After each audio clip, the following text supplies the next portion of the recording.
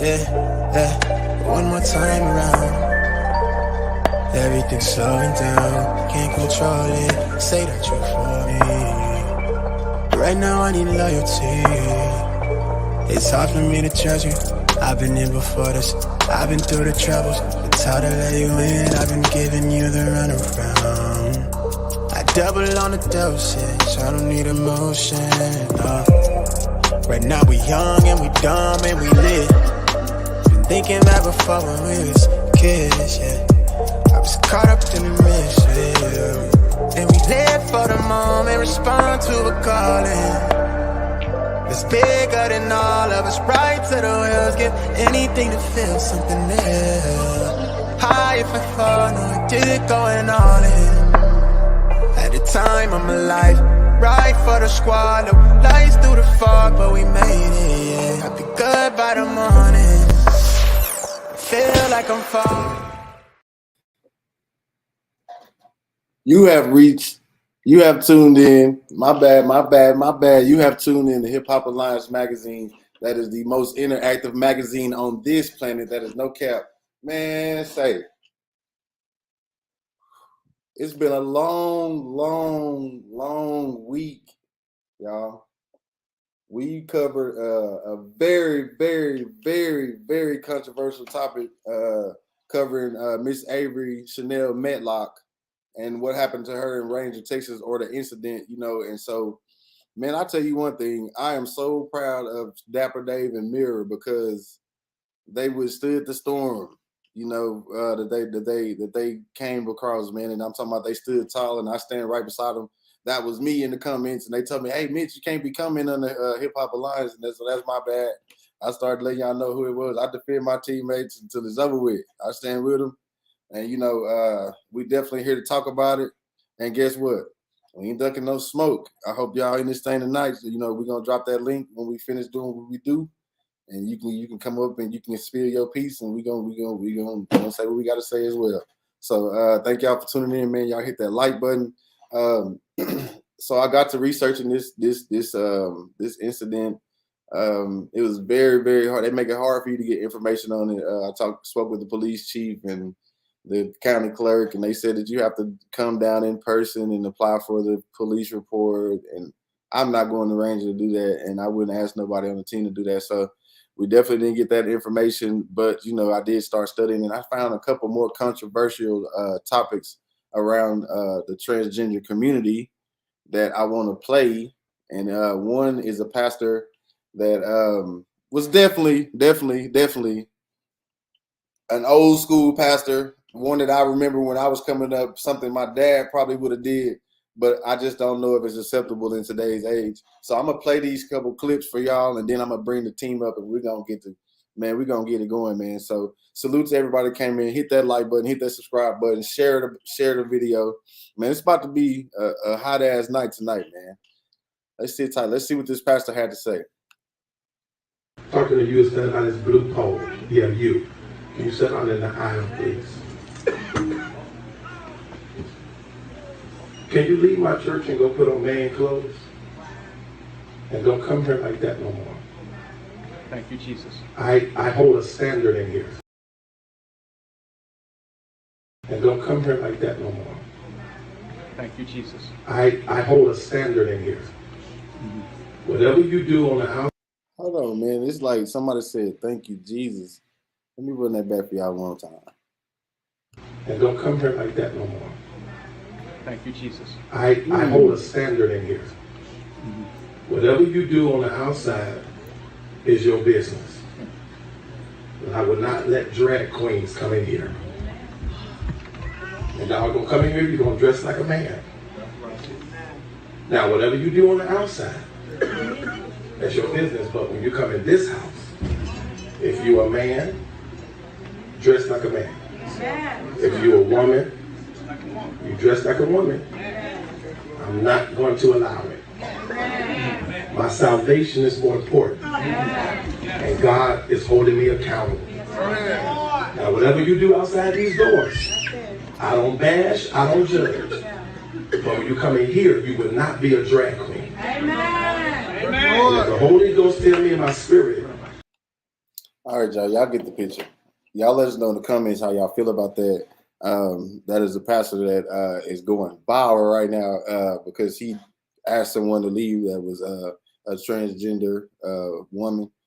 So y'all let us know how y'all feel about that in the comments. I got one more that I want to play for y'all that's going to probably, come into play later in our show. So you'll get a chance to see, how it correlates. So this is a story about an inmate that identified as a woman that was placed in prison with other women.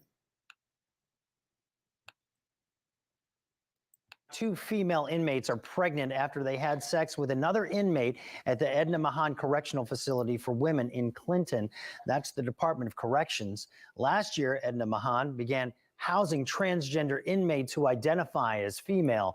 That's after a lawsuit filed by a trans woman who was forced to live in men's prisons. The DOC would not provide details on what actions they took in response to the pregnancies, but says they're taking measures to ensure the health and the safety of all inmates there. All righty. So we have someone that identifies as a transgender woman, is housed with the female inmates, impregnates 2 of them. Y'all let us know what y'all think about this in the comments. These are the type of topics that are coming up every day that I look in the tabloids, every day that I look on anything. These are the type of subjects that I see. And I personally feel like it's time to have a conversation about it. We got to talk about it. We got to come up to a common ground, and we got to, because we got to live together. Everybody has rights. Everybody has all this. We got to live together. We got to figure it out. So hopefully we can talk about it tonight, have dialogue so people understand both sides. I'm new to this. I haven't never paid a lot of attention to it. So this is like my first time diving into it. So without further ado, I'm gonna bring up my bro, Dapper Dave. What's good, my boy?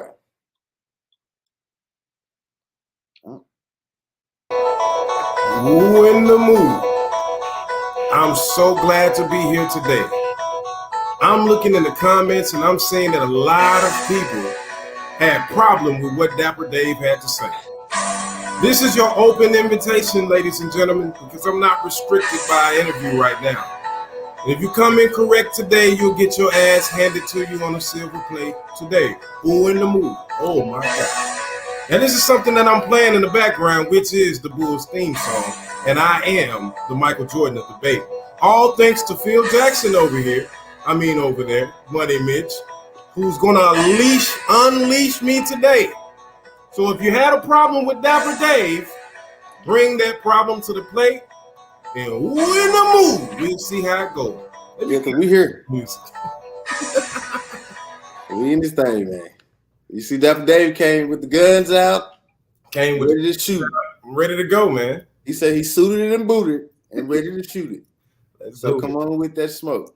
How was your weekend, man? Salute, Mr. Rugg. How's it doing? How's it going, brother? Salute, Natasha Johnson. That's my cousin. That's my kinfolk too. Shout out to Sean Borders. Salute. And we're say take the glasses off. Nah, these the Bret Harts, man. I can't do it today. So, bro, how do you feel? Did you see those videos, bro? I did. How you feel about the pastor, bro? Let me go back to this comment. It says Facebook user. I don't know the name. It just say Facebook user. So it says any church that is not public or state funded can do what that pastor did. But the minute you took 501c3 money or state write-offs, you can't do that. I don't know if that's valid or not, but that sounds like it could be logical. If you take assistance, that you cannot discriminate against nobody. Because the first time I saw, everybody out they said it was discrimination. I don't know. I grew up with pastors that would have did that. They didn't play that. So I mean, that's more of the norm for me personally. What you think, Dapper Dave? I'm listening to the comments, man, and I'm being all the way honest with y'all. Dapper Dave grew up in a Pentecostal church. That's holiness for y'all who don't know. And for the ones who do know, that's the speaking in tongue, running around the church type of scenario. And my grandfather would echo those exact same sentiments. In fact, I can recall a couple times where he did kind of call out that lifestyle. But here's the thing in today's progressive world, I'm just going to say that you have to be really careful with the verbiage that you use when you're talking about the alphabet community. A lot like what this person just said, if they took any type of 501c money, then you put yourself at risk to be persecuted. Not only that, though, it's hard to tell somebody that the way that they choose to live life is wrong, especially if that life doesn't directly affect you. Then it's kind of wrong. You got to kind of be careful. That's pretty much my take on it. If you were to ask Dapper Dave, do I believe that being gay is a choice? Yes, I do, 100%. But that's just my belief. I'm not going to tell a person to get the hell out of my church if I'm a member there, even if I'm the pastor there, and it's what I perceive as a man in drag, because our Bible says, "Come as you are." But okay, can I ask you a question, Dave? Yes, sir. Is it okay? I don't want to interrupt you today. I don't want, because I seriously got a question. Like, what you said, you heard him say, you know, my salvation means more to me. Right. You know what I'm saying? So like that, he's saying like, I feel like if I don't say anything, my God is going to hold me accountable. Right. My answer to that is, I mean, you being the pastor, you being the leader of that church, and I understand the whole salvation concept, and it's really it's a slippery slope. It's not a slippery slope because just say for instance, we pretty much know where he's at with it, right? Well, my answer to your question of him bringing up the salvation is, what if this person was coming there to get salvation in their natural being, hoping to be quote unquote delivered? Well, you just told them to get out. So I understand your salvation being very important, but as a leader of sheep, no sheep should be lost. Whether you look at this person and visually confronted with something that you're not ready to take yet, take into account that this might have been a person who felt like, I'm coming, and we don't know the story behind them coming. They could have came straight from the club and just said, hey, God said, come here. And you sent them off somewhere like, yo, my salvation is more important. So I think it's a slippery slope in that aspect. You have to be really careful as to how you judge people. Because at the end of the day, none of us got a heaven or a hell to put anybody in. Nobody. Yeah, I agree. LaShawn says, the Bible says, work out your own salvation with fear and trembling. You can't work it out for them.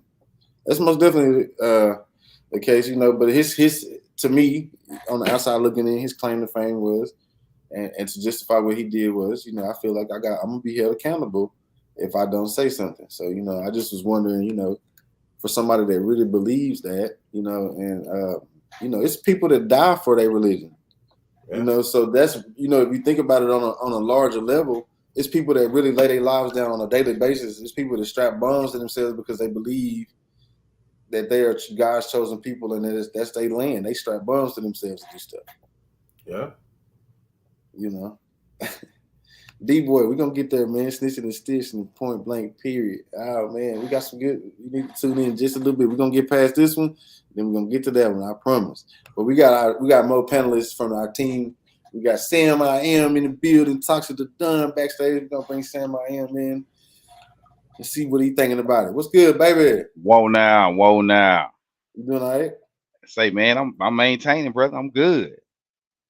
I'm blessed. Up, I can't even complain, man. Did you see those videos? Yeah, man. I've been. Yeah. What's done? I mean, it's hard not to sound cliche, man. But what's done in the dark comes to light. That's the quickest way to it. That's the quickest way to it. You find different workarounds, I guess, or shortcuts, but it always comes to light. And what you think about the pastor though? Like, you know, is it his place to do that, or should he just continue preaching his sermon? Hell no, he shouldn't keep preaching his sermon, dog. Nah, I don't think so. You think he did the right thing? the lines are blurred now, dude. Like I'm gonna plead the fifth on this one, dude. Because That's what's up, man. I'm gonna plead the fifth because the lines it's so blurred in regards to what's right and what's wrong, what's in the eyes of the public, and then that's a different level of public view. Mm-hmm. So I think on either side you can't push your way of life on nobody. yeah, I think that would be fair. and Yeah. that's why I say and that's what I'm saying. Like that's why it's a hard way to say what's right or wrong. Yeah, I accept everyone. Yeah, y'all know I preach, acceptance of everyone, regardless of what their choices are, man. And if you're a true leader, then you will be setting the example versus setting, building gates and barriers and separation. So that's where I stand Yeah. on it. That's what's up, man. That Dave, you gone, brother? No, I'm just backstage doing some stuff. What's going down? I just wanted to ask you one more thing. Mhm. So, we still on the pastor because we ain't got to the other subject yet. Toxic, I got you, baby. I got you. I'm gonna give you. I want to be able to give everybody that thing, and I forgot to get this to the second part of it. So the pastor did what he did. Is technically considered not right. Because he's forcing his way of life on somebody, and that other person is also forcing their way of life on somebody. Do you feel like if you were coming there for your salvation and to change, that you wouldn't address like that? It depends on the circumstance. I mean, like, because we don't have a backstory and all we have is the clip that we don't want to. Yeah, maybe that person came straight from a strip club or wherever they came from, we don't know. And in the case that they did that, it's like, yo, you just sent this person who came to God because you didn't agree with how they looked. And God doesn't look at us that way. He looks at us for who we are on the inside. So I think it's unfortunate, man. I really do. Yeah. That was a good one, that Dave. I never thought about it like that. Right. I think I was thinking about it from a one-sided angle. You know what I'm saying? I wasn't thinking about it like that. Yeah. But without further ado, we're gonna bring up our fam Toxic the Done Squad. What's good, baby? Hey, I want y'all to know. Once again, it's another week. I don't have eyebrows, so it's gonna be a minute. Okay. I mean, bro, we had forgotten about it, bro. You keep reminding them. Yeah. I mean, like if you are, everybody already knows, so you might as well come on the camera, brother. Man, yeah, we ain't gonna take get that beautiful bean footage today. Yeah, man. I mean, we already know what it is, man. So you might as well just go ahead and grace us with your presence. I'm gonna tell you who's gracing us right now. I didn't look at the camera. I looked at Sam. I was like, "What is this?" Cam got this 4K, 8K camera going on the screen right now. Got the screen all blurred out. Go on here, professional cameraman. Is that what it look like? It looked pretty good over there. Got the background. You can see the movie with them expensive iPhones he got.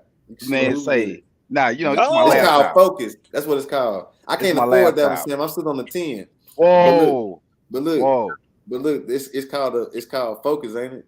Yeah, I've been studying it and I've been wishing for one day. I hope I can get one day. Say, man, this boy here is something else, man. This is my laptop. I'm on my laptop. Either way, it looked beautiful, man. I was like, damn, you got a badass laptop. Hey, real quick, and as far as these, look, come as you are, but come to Tuesday to Wednesday. We'll have a therapy type of session. Don't come in your attire. Come as you are, like God made you on earth. Yeah, I'm one of them people right there. Look here, hey, you came from the club. Well, you're gonna have to come on, go home. And then on Tuesday and Wednesday, when we have like the normal Bible study, where we can sit down, get the real conversation, get to the heart of your anxiety, your issues, we can do that. But this ain't for the babies that are here right now. I don't need them to see that. I don't need them to be impressionized at that young age. They're still innocents. You're going to come on a normal day, Tuesday to Wednesday, where it's not so many people around. How about that? Man, Toxic spoke. That's pretty. That's rare form, y'all, tonight. That's rare form right there. Yeah. Yeah, he's pretty. Is that we don't have church on Tuesday to Wednesday? They don't have normal Bible study. Come on in, sit down. What's going on? What's the difference to God? Exactly. Once again, that's why I say it's hard to say what's right and wrong, man, because it's really in the public, and you got the public opinion, and you got the religious opinion, and it's hard to say which one is right. I mean, me personally, you come as you are. Oh, Kevin, you got jokes, huh? He on that Doja Cat style, huh? Okay.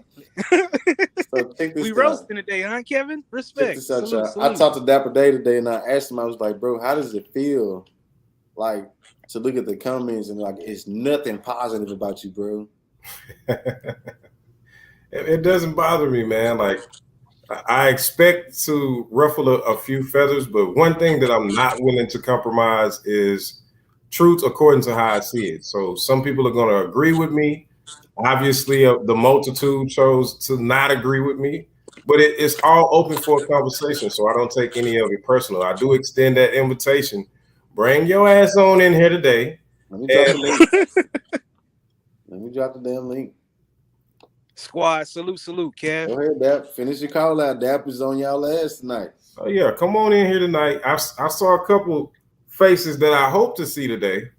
Because I'm going to tell you something, ladies and gentlemen. It's real easy to get Twitter fingers and sit behind your screen and say all of this stuff that you want to say. But I'm inviting you, if you feel that way at any point or felt that way, come on up here and sit next to us in one of these blocks. Let's have a conversation. But no, if you get out of line, I'm going to cut your ass up. That's just kind of what Dapper Dave is known for. So we cutting people up. Oh man, we getting this shit back The together. link Yeah, is in the chat. yeah, the gloves are off tonight. The It was a kitty lot of gloves are off people. tonight. It was a lot of people that had a lot to say. We invited y'all to the platform. Y'all didn't like giving someone a platform that we don't know if it's guilty or not.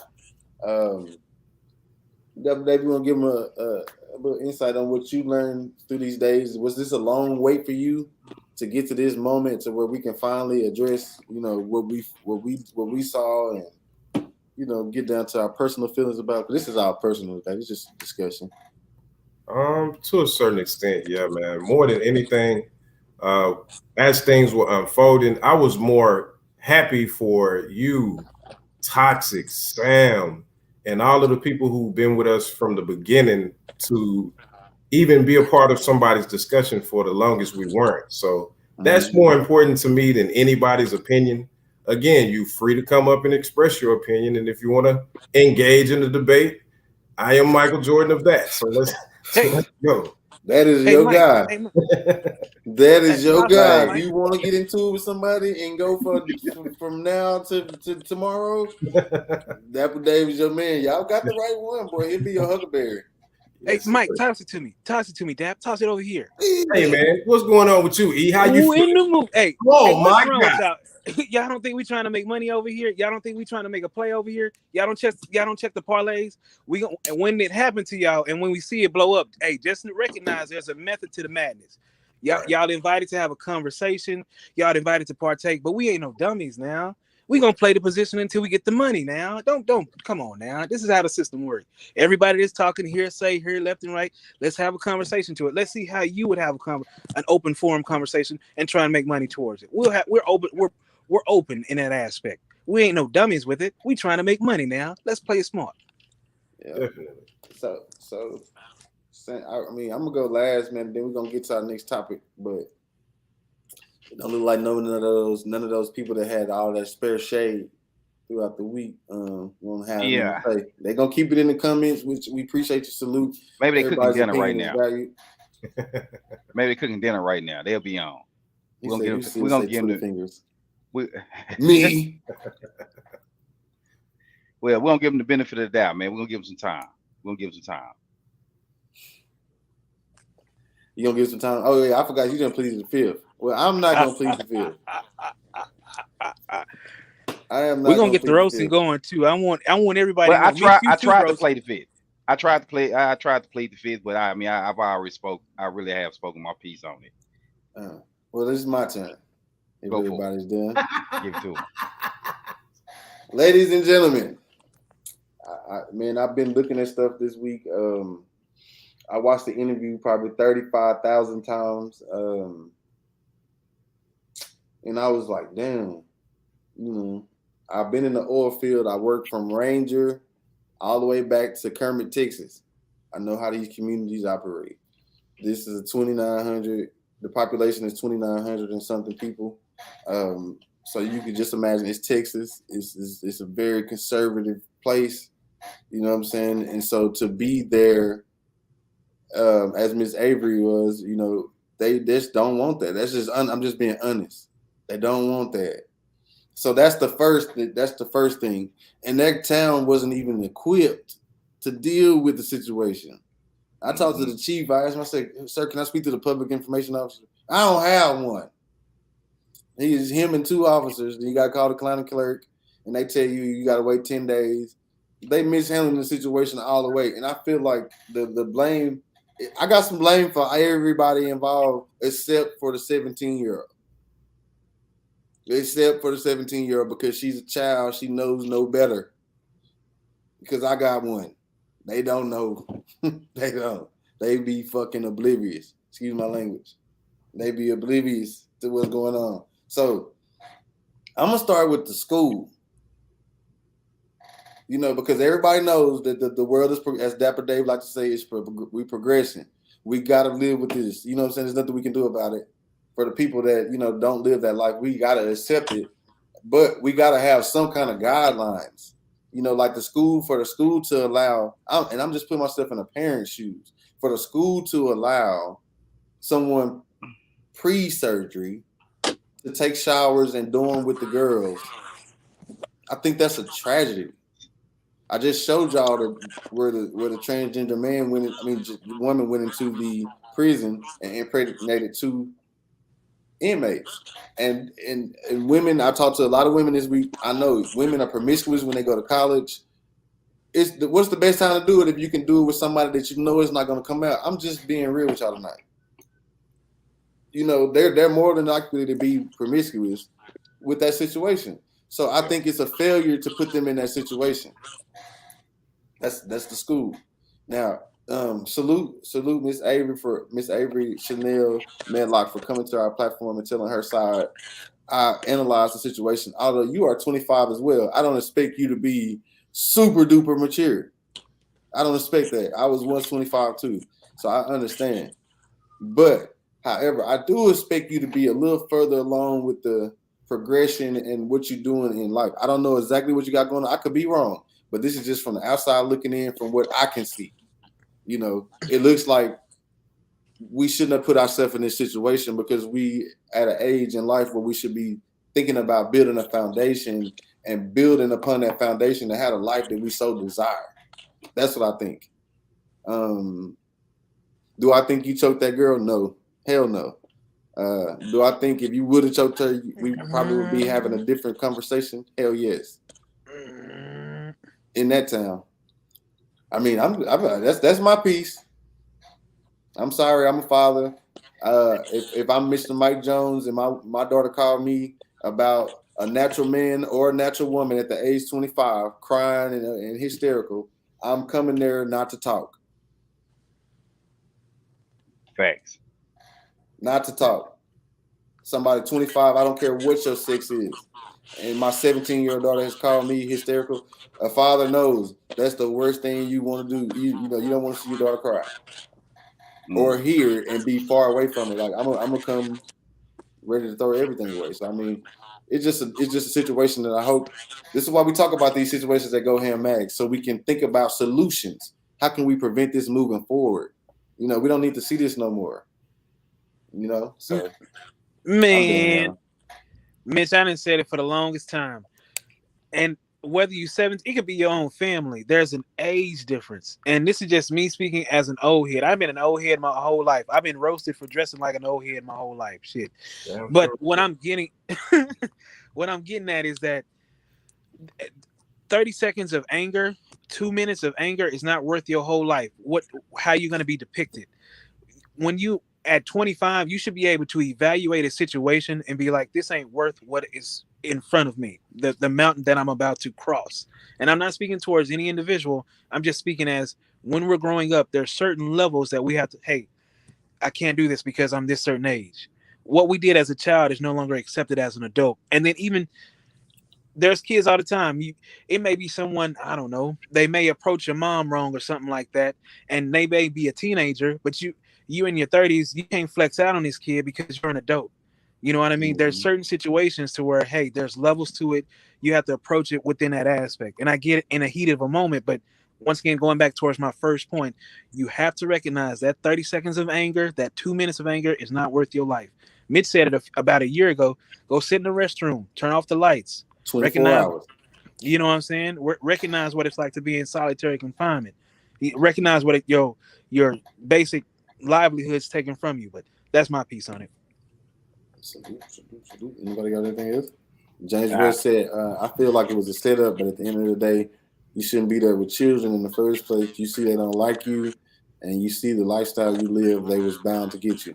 I feel the same way, like, because towns like that, like if you anybody that know you, if you know, like those towns like that, they are not trying to deal with this situation.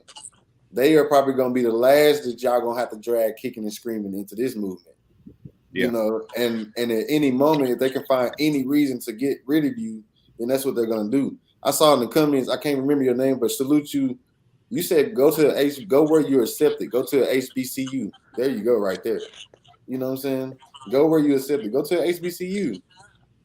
Don't go nowhere where we as people with melanated skin have to stop going places that we are not wanted, where we just Actually, bring it tolerate. back, Mitch, bro.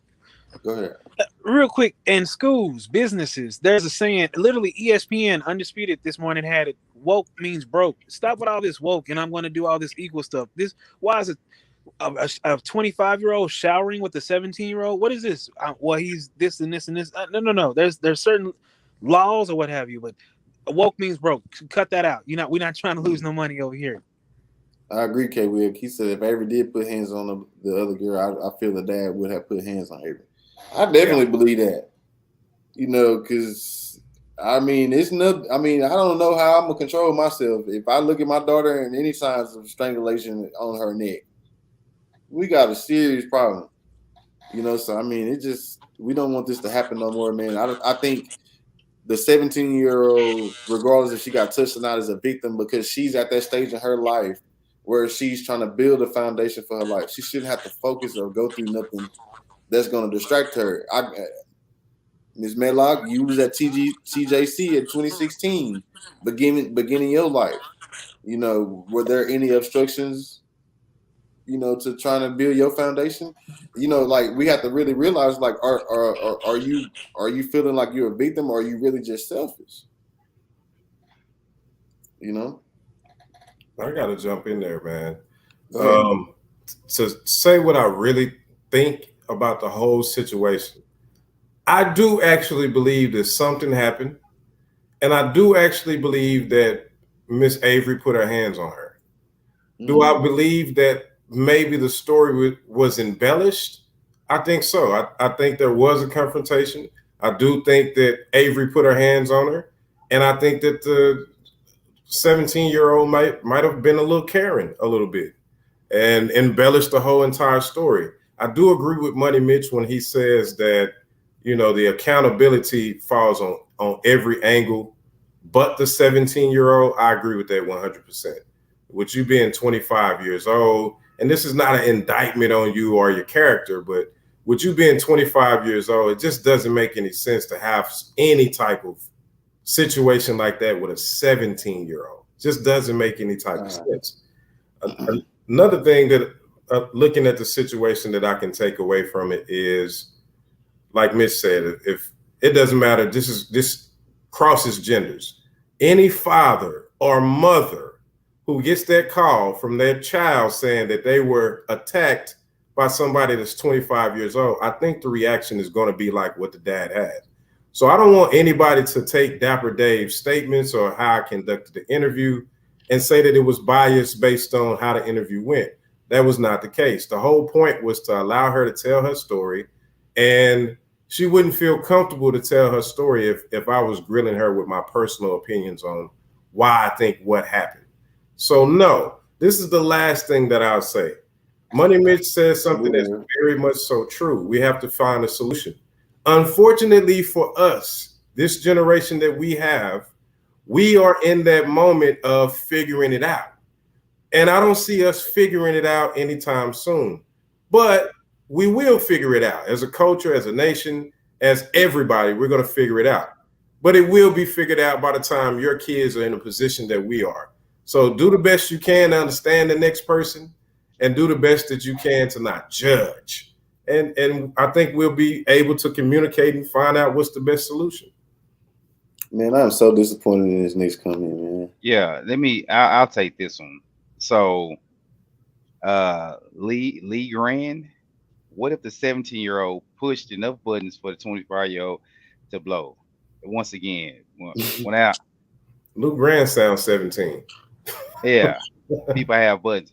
Exactly. Yeah. And with that being said, not to try to, I mean, it's hard not to echo the rest of the panel. With that being said, Avery, you know you have buttons. I'm pretty sure with that lifestyle that individual has chosen, they got plenty of buttons. Everyday people are trying to push their buttons, and they know that. Why put yourself in a situation in the first place?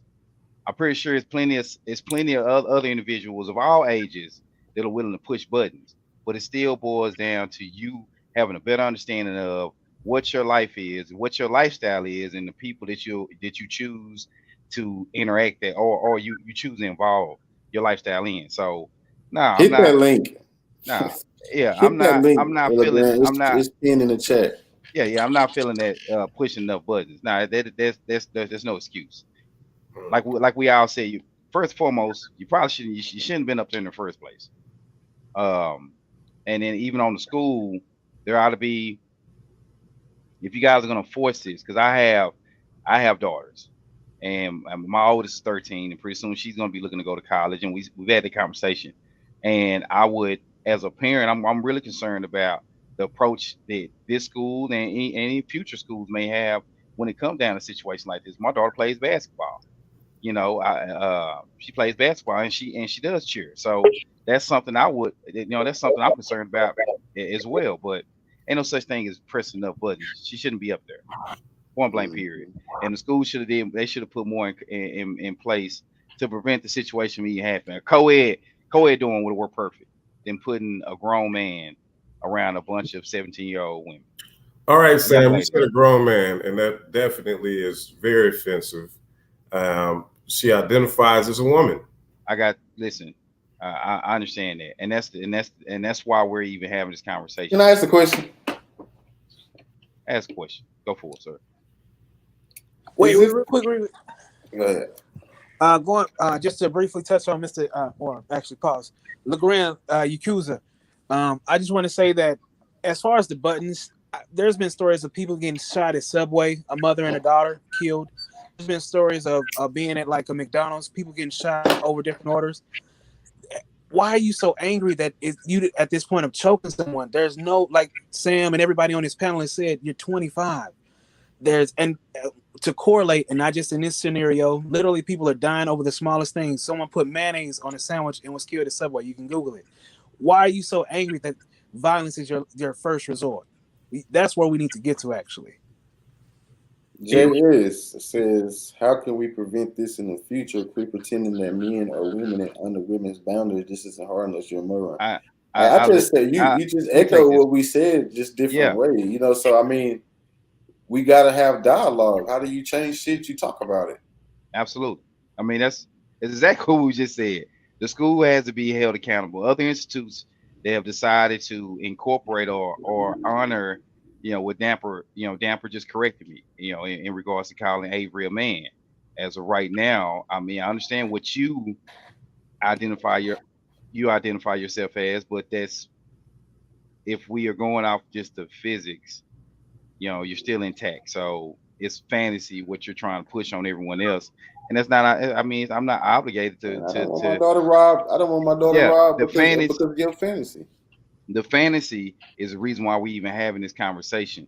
I'm not opposed to, you identifying for whatever you are. If you're willing to go through the procedures to, I guess, to minimize this, but even let's say you do have the removal of the snip, it still doesn't change the fact that when it's all said and done, from a physical standpoint, your muscles still going to be a lot denser. Your bones are a lot denser. And if for any reason your buttons are pushed, it can put somebody like this 17-year-old in harm's way. it's just unacceptable across the board. And if we're going to try to prevent it, we got to redraw the line in the sand. You know, it go back to the 25-year-olds should not be. Man, let's go back to what it was allegedly. It don't even have. I mean, let's go back to what was allegedly done with the male that was with a felon. That when I looked at the interview, I said, "Damn!" I tried to give the benefit of the doubt. I was just looking at it from an unbiased standpoint. I'm looking at the video. I'm listening to her say she ran back into her apartment. She said apartment. But, you know, it was people in the comments making accusations that was that dorm room where those young girls were housed that the felon was led to, where she got robbed. So, I mean, this situation definitely cannot happen again. Yeah, I mean, there was a lot of failures on her end of it, and it still boils down to the school. And some of it could be, you know, Miss Avery taking advantage of a very sensitive subject. Because this is new water that we're all treading in, like Damper spoke on earlier. This is new water. We all trying to figure out the best stroke to stay afloat. You know, when we look at it, when we look at the grand scheme of things. So it seemed like there was manipulation and then a lack of effort on both ends, man. Like, you know, Avery took advantage of, you know, how sensitive it could be to not be identified as a woman, since that's what she decided. Not society, just her. So I'm not, I'm not trying to hear this shit. And coming on to the show, you had opportunity to speak your truth. Unfortunately, some of the stuff you said wasn't necessarily completely truthful. So it does bring up the question, like, damn, school. I mean, what are we doing, people? That's what I mean. Hey. We acknowledge there were some buttons pushed, but there has to be accountability for this 25-year-old. Quit trying to take the accountability from this grown man. You should be ultra focused. You got some making up to do. You got some making up to do. If you're 25 and you're still in junior college, you got some making up to do. You should be ultra focused. No bullshitting allowed. Yeah. It's time to pick it up. Can we call her a woman? Like how she identified? I ain't calling her. Yes, I identify her how she want to be identified. That was E. That's apologies. Because you know what? Because I've been fruitful and multiplied. If the next person don't want to do that, I'm fine with that. That's fine. We can identify. We can identify, but as of right now, the community is not identifying her as a woman. It is a man because she's still intact. And see, this is why we have to have these conversations. So I've actually done some research on transgenders. Having the tools that you were born with, as long as you identify with the woman mentally and every other aspect, you are technically a transgender. You don't actually have to have the surgery to be a transgender, which is why she was given the permit to be able to take showers with these women, because she identified mentally as a transgender. So the correct thing to do is to respect what people identify with. But go ahead, Money Mitch. I see you got your hands. I'm good. I'm just whenever I can go, just let me know. No, listen. Whenever I can go, just let me know. I'm just letting you know that I'm next. Next. That's it. That's all. Man, can I go, Dave? Yeah, I'm finished, man. I don't want to be black no more. I'm a white man, okay? From now on, y'all address me as a white man. Okay. I want the privilege. I want everything. I'm talking to everybody. Bit of credit. I'm a white man. Everything. Right. Address me as a white man. Right. If she can do that, I'm a white man. Well, can I retort? Here's the difference. If you want to do that, you have to find a community of people who are willing to go to Congress and fight for your right to change your race. But until then, for the people who have already fought that struggle, went to Congress, had the issues that they had and overcome, we have to respect the issues for what they are. Progression. And by definition of the word transgender, this is a transgender woman who deserves, if a accredited school can say, okay, we accept you as a woman, then everybody should be able to look at that for what it is. What about these kids, bro? What about them? This their turn. She's past her turn. JS says soon we'll figure out that men aren't women. and they She can call passed her porn. turn. You And can't girls, come in and infringe on these kids. What kind of person are you? That show what kind of person you are if you want to do that. Well, the Congress has already decided that When this we go is. into Congress, I want to be a white man. Well, you have to get you a group of people. Can you join the group? Can you be No, part of it? absolutely not. You don't want to help me be a white man? I'm 100% okay with what I was born with. But in all seriousness, man, I know for the people that's watching at home, I understand being a part of that old world. I told everybody in the beginning, I grew up in a Pentecostal church, and I'm still sitting here telling everybody who's listening, this new world is going to change whether you want to be a part of the change or not. And what happens to people that refuse to accept change is they become outdated in their thinking and their way of life, and everything about them just looks like a remnant of the past. I'd rather be a part of this new world. That means I have to take accountability to accept everybody for who they choose to be. It's not about kids. It's not about nothing other than what the government has already validated and said it's about: equality. Everybody having the same equal rights. Period. That's time I'm out. not Don't believe saying that. equal Don't believe rights that. Don't every believe that. day, Don't but believe that. equal rights, your equal rights should not take away rights from young girls that are trying to build their foundations for their lives. What rights have been taken? The rights to be like in private, take showers as as natural women. Like how you think she was able to make the statement because she was able to see because they took showers together. Outside of the privacy, it's the safety. Yes. That's the issue. You don't have a daughter. We tried this on. We tried this. Let's remove the age out of it. Let's let Miss Avery be 17. She still clearly a physical advantage Avery has over that 17-year-old. So let's remove privacy out of it. Just talk about the pure safety of it. There you go. That's the. So as far as rights, it's like, is it really? We're given rights, but is it really the right thing to do? When you look at how dangerous it really can be. Let's say that this wasn't a situation where it was a young lady being choked out. It was an actual full-fledged physical altercation. There is no one. I don't know if you ever stayed on campus, but fights break out in the dorms all the time. There's nobody to break it there except for your peers.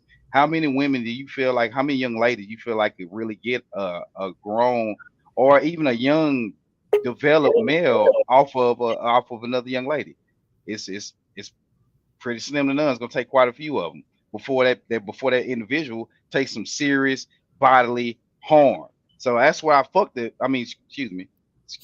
forget the privacy. Let's just talk about the safety and the well-being of our young ladies, our young generation of women coming up. Damn near every woman I talked to this week. What about their rights? They still got them. No, they don't have them. No, they don't. That's what she's saying. That's the question that I'm going to pose to the panel and anybody else who's listening. Name one right that's been taken away from women. Don't worry, I'll wait. I just told you, bro. Will you please wait, time out. Wait. They have to share restrooms with someone that was not naturally born a woman. And that was a right? It's a right to use the restroom in the same, with the same. That's not a right. That's not a right. That's a custom. And see, what we have to be is educated on the law and educated on procedures. Women have not lost any rights. None. Transgender women have gained rights. And this is a part of a problem that it's good that we are having discussions, because this old way of thinking, everybody can keep that old way of thinking, but I guarantee you, I'm saying back from the future right now, it won't change anything.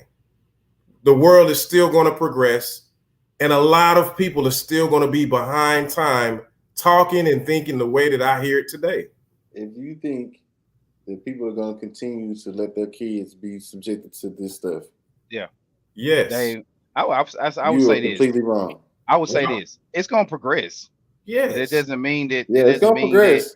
It doesn't mean that in the process of progression, that there aren't going to be new laws and new regulations to address these concerns. Let's say we're not taking away the rights, but just the way we are jeopardizing safety. We are jeopardizing privacy.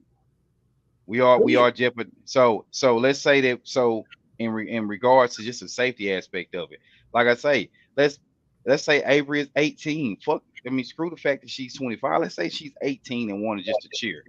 The school, me personally, you know, um, co-ed dorm would always been an option. If she's gonna stay on campus, that way it minimizes that those type of situations, those isolated situations, because now you're not opposing a lifestyle that maybe a lot of young ladies from that particular area Can, aren't can, even accustomed to. can I jump in here? I'm just going to use alcohol as an example. There's going to be drunk drivers. There are going to be people who give alcohol to their kids. Is that a reflection on alcohol being the problem? No. You have idiots in every aspect of life. So pointing this one incident or a handful of incidents that you can point to when there are a multitude of people who identify this way and do not carry themselves that way is a little bit naive. That's just what it is. I'm gonna just keep Yeah. my mouth closed. You ain't gonna bait Nah, me. nah. He can pull me in. Nah, he If you're gonna gonna pull talk me into about some bullshit. He alcohol, gonna have me where I listen, can't go outside. It was there's just an still example. there are Let me still add something to that. regulations, there's still laws to protect everyone. Once again, so And we don't all under the you same can't law. you can't you There, can't there say should not be a no. separate. Let me address what you just said, and I want y'all to hear it at home. When I brought up alcohol, he said there are regulations and there are laws. Well, guess what? Everybody here in this country are under the same regulations and laws, which proves the point that I'm making. Regardless to the alcohol, it's No, we're the not. idiot that chooses to act a We're certain not way. under the same regulations because I can't go as a male. I can't go and sign up There you go. You to go can live you in an can all you girls can move dormitory. under the law of the Absolutely, man. male where the male is supposed to be, where you identify No, so no, but Oh, this is a place for the male to be that he have to be. where he identifies at. Yes. Oh, Can so I if I add just something to say, that? so if I Okay, so walked in, so if I said it, since I identify as a woman, but I look like this, I would have the same opportunity. I don't think so. Well, You Mitch, can't you can't I don't use know you if can't you use asked me a question. Mitch played a video of an inmate that was impregnating women who identified as a transgender female, and he looked just like us. So yes, to answer your question, yeah 100%. the rule okay, the so what happened regulations to aren't the same. making their own bathrooms and stuff like that? Because at one point in time, they did say that they was gonna make the bathrooms for the transsexual women and all that. I feel like there's I'm not saying I'm right, but what I'm saying is like it's kind of weird. I ain't gonna say it's weird, but I'm saying like for you to be there with females in the bathroom, you get what I'm saying, and you are who you are. I feel like if that's the case, because I'm gonna just say this. So I have a transsexual person that works at my job. Cool dude. He still has a wife, and he even said at one point in time he's like it kind of brings a bad name on them whenever they go into a bathroom with another female. I mean that's just his opinion. Yeah, that's just him. Yeah. yeah. Chill. Hey y'all. So I just wanted to clarify something. It seems like there's a little confusion around what's transgender and what's not transgender. So trans is an umbrella term. You don't Like have I said. to go through a full transition. You don't have to go and have gender reassignment surgery. You don't have to do any of that. You can Mhm. just say, I identify as a woman. You could, but you were born a man, and you would be considered trans under the guidelines of what requires you to be trans. And So protected as such. Lamb, turn yeah, your live off in the background. yeah, and you would be protected as well. Thank And it's kind of a slippery slope, you guys, because it's about expression and what you identify with and what you identify as. And I know we have seen in the news quite a bit where African American kids who wear their hair the way it's grown, it grows out of their head. Your hair, if you grow your hair, you don't cut your hair locks, it dreads, and they wear their hair like that. And they're being told you can't graduate, you can't participate in sports, you can't do this. They're getting expelled from school because they're saying you do not conform to what our student handbook says you have to conform to. And so it's like for us, when we make arguments that are in defense of things that apply to us, but then we argue against things that don't apply to us, but because we don't really believe in them personally for ourselves, it kind of sets a double standard in a way. Because I think it was Sam who had said something about safe and unsafe as it pertains to a being back with a, a actual girl that was born a girl and a trans woman being in the bathroom. And so I thought about, so what about like Zaya Wade? Zaya Wade or Zaya D Wade's daughter, son that was a daughter. This is daughter now. So she identifies as a girl and she's a young girl. So based on that logic, if she decides she want to go to Ranger College and be on the cheer team, those kids aren't safe because you got this 15-year-old, 14, 16, however old she is now. You have her in that bathroom with them. So those girls aren't safe. And this is a kid. So it kind of doesn't matter whether it's a 25-year-old or a 16 or a 15 or a 14. Based on that logic, you're saying they're not safe being in the room with a transgender in that type of a setting. And I think that can be problematic long term. So that's my 2 cents. We appreciate that, Chimp. You said it's problematic to say that it's a problem for him to do, for her to do that. It's problematic for us. It's problematic for us as African Americans. I can't speak to any other race, but the things that we go through as the things that just me personally, being a Black woman from the South, things that I have experienced, that when I have conversations with people who are not from the South about things that I've seen and I've experienced in my lifetime, they're like, no way. But we're not as progressive in the South as, up north or on the West Coast. And so it's just kind of what's being echoed on this panel right now is kind of what I have seen and I have heard in the South. As far as trans people are concerned, for me, it doesn't bother me. If you're trans, like you live in your world and I live in my world, and I can respect who you are. But at the same time, we're considered biological women are considered cisgender.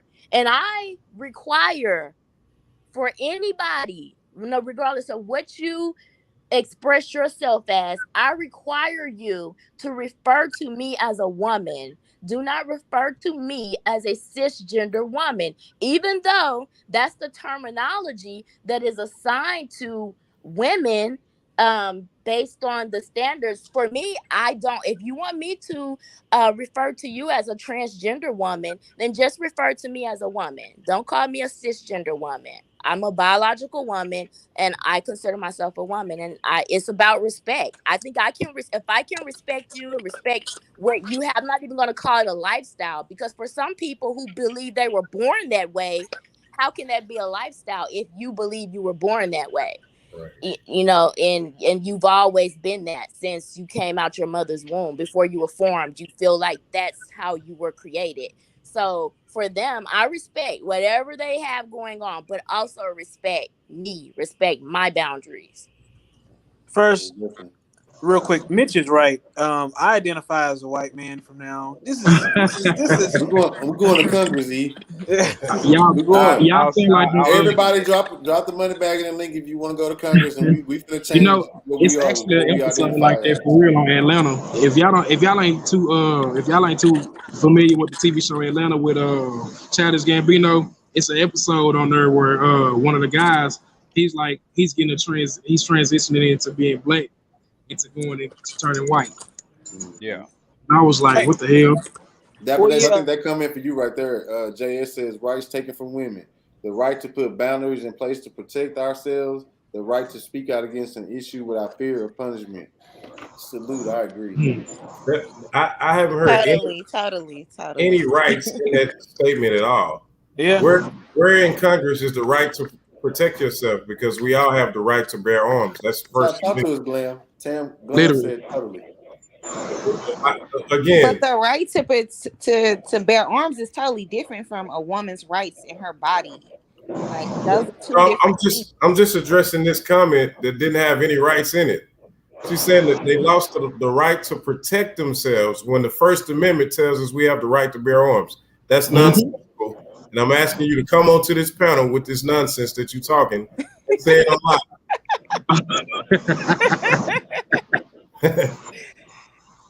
I agree that it is the right to speak out against an issue without fear of punishment. Man, there's another First Amendment, freedom of speech. It ain't no freedom of speech. Come on, Dapper Dave. Come on, Dapper Dave.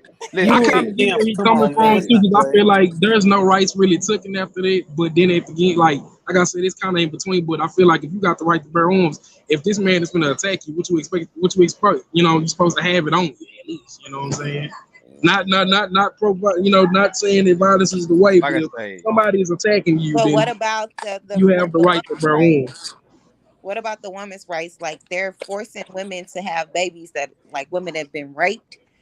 Things like that. I don't think that should be forced on someone. Like you can't force me to have a child and I'm enduring this pain and trauma.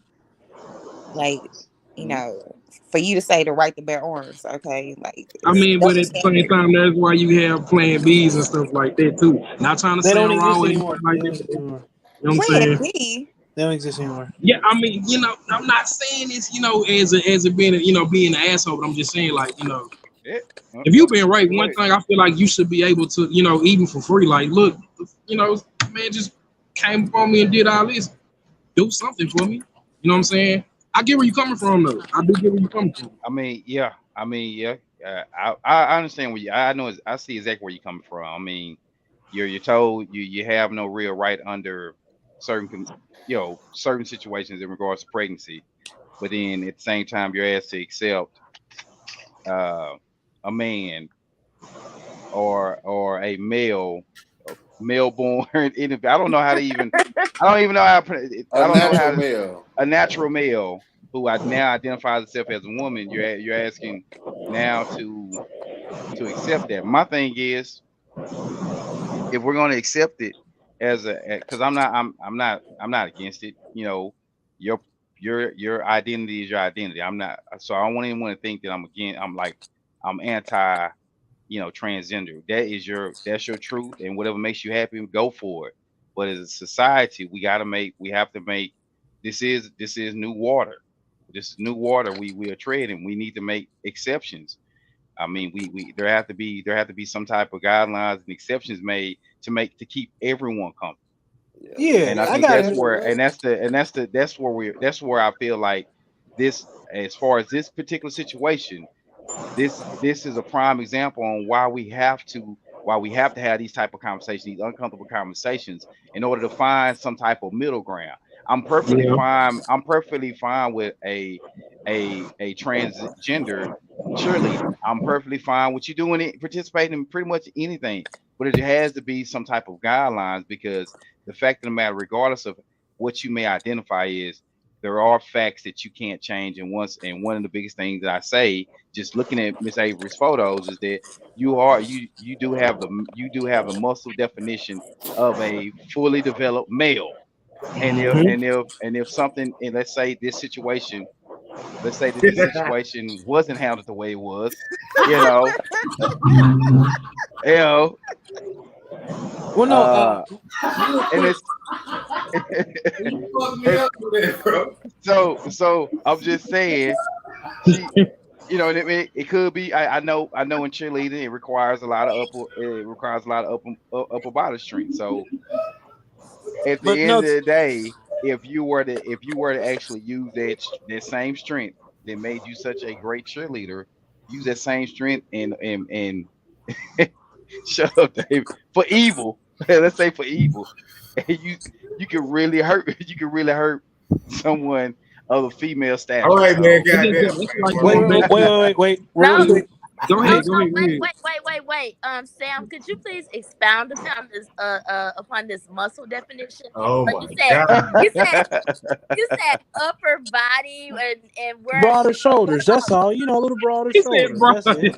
yeah, like just like a like Ronda Rousey got some broad shoulders. That's Yeah. okay. And China did too. I Yeah. mean, but oh, he man, still exactly. look don't like do a woman. that. I mean, he's no Yeah. different than the guy that he wanted to be a swimmer. He couldn't. What school was he playing for, David? The Mm. guy that now he's on the women's swim team. Now Yeah, he's I know winning what you're talking about. all the competitions. I mean, it's crazy. It It's just really taken from women. It's a it disservice. really is from a genetic standpoint. That even, but what Everything, Sam was saying earlier, that even goes back to like the whole pushing button things. You don't want to ruin it within 5 seconds of your life can ruin the rest yeah, of your life. You know what like I'm know saying? your understand. Like you really need. I understand you choose a lifestyle, but you really need to accept that everything that comes along with that lifestyle instead of making Yeah, everyone else. like I'm instead of honestly, trying to manage everybody around you, you need to learn how to manage yourself. yourself. Yeah, I was Quit just trying about to to say make that. everybody else accept what you have decided to accept. You need to accept the fact that they're not That's everyone why I around you say. are not going to be comfortable with it. And That's why then I say at the end of the honestly, you day, could have if read she gets the. out of hand, they'll man them girls. I don't know any 17-year-old girl. Well, I do. I am from that grove. I did know some 17-year-olds that would have hopped out there and probably would have gave him a run for his money, Yeah, her yeah. money. You know, but that's neither here or there. And they not no little girl. They weren't no little girl.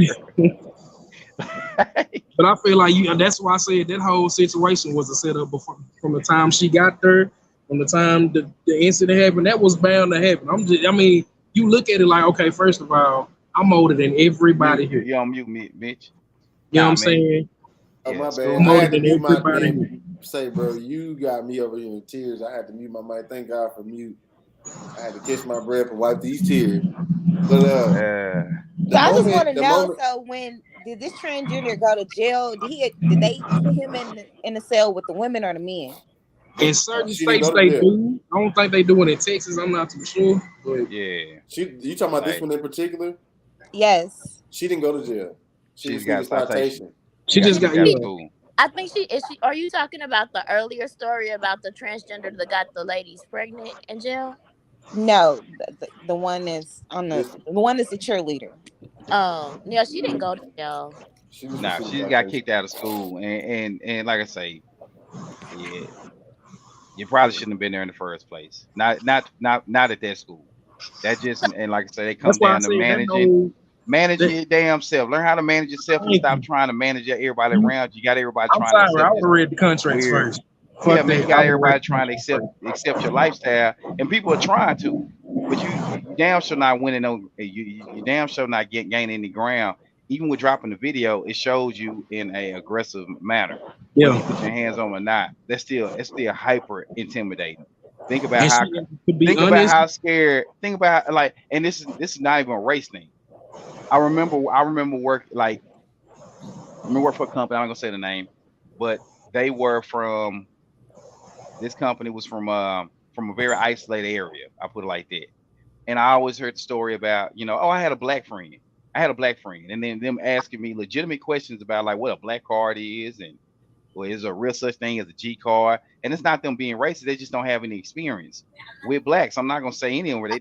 They treated me just as good as anybody else I've ever met, but they were very curious because most of the stuff they have to go off of is what they see from Tyler Perry or one of our sitcoms that we that we all grew up watching. So that's the only narrative they have.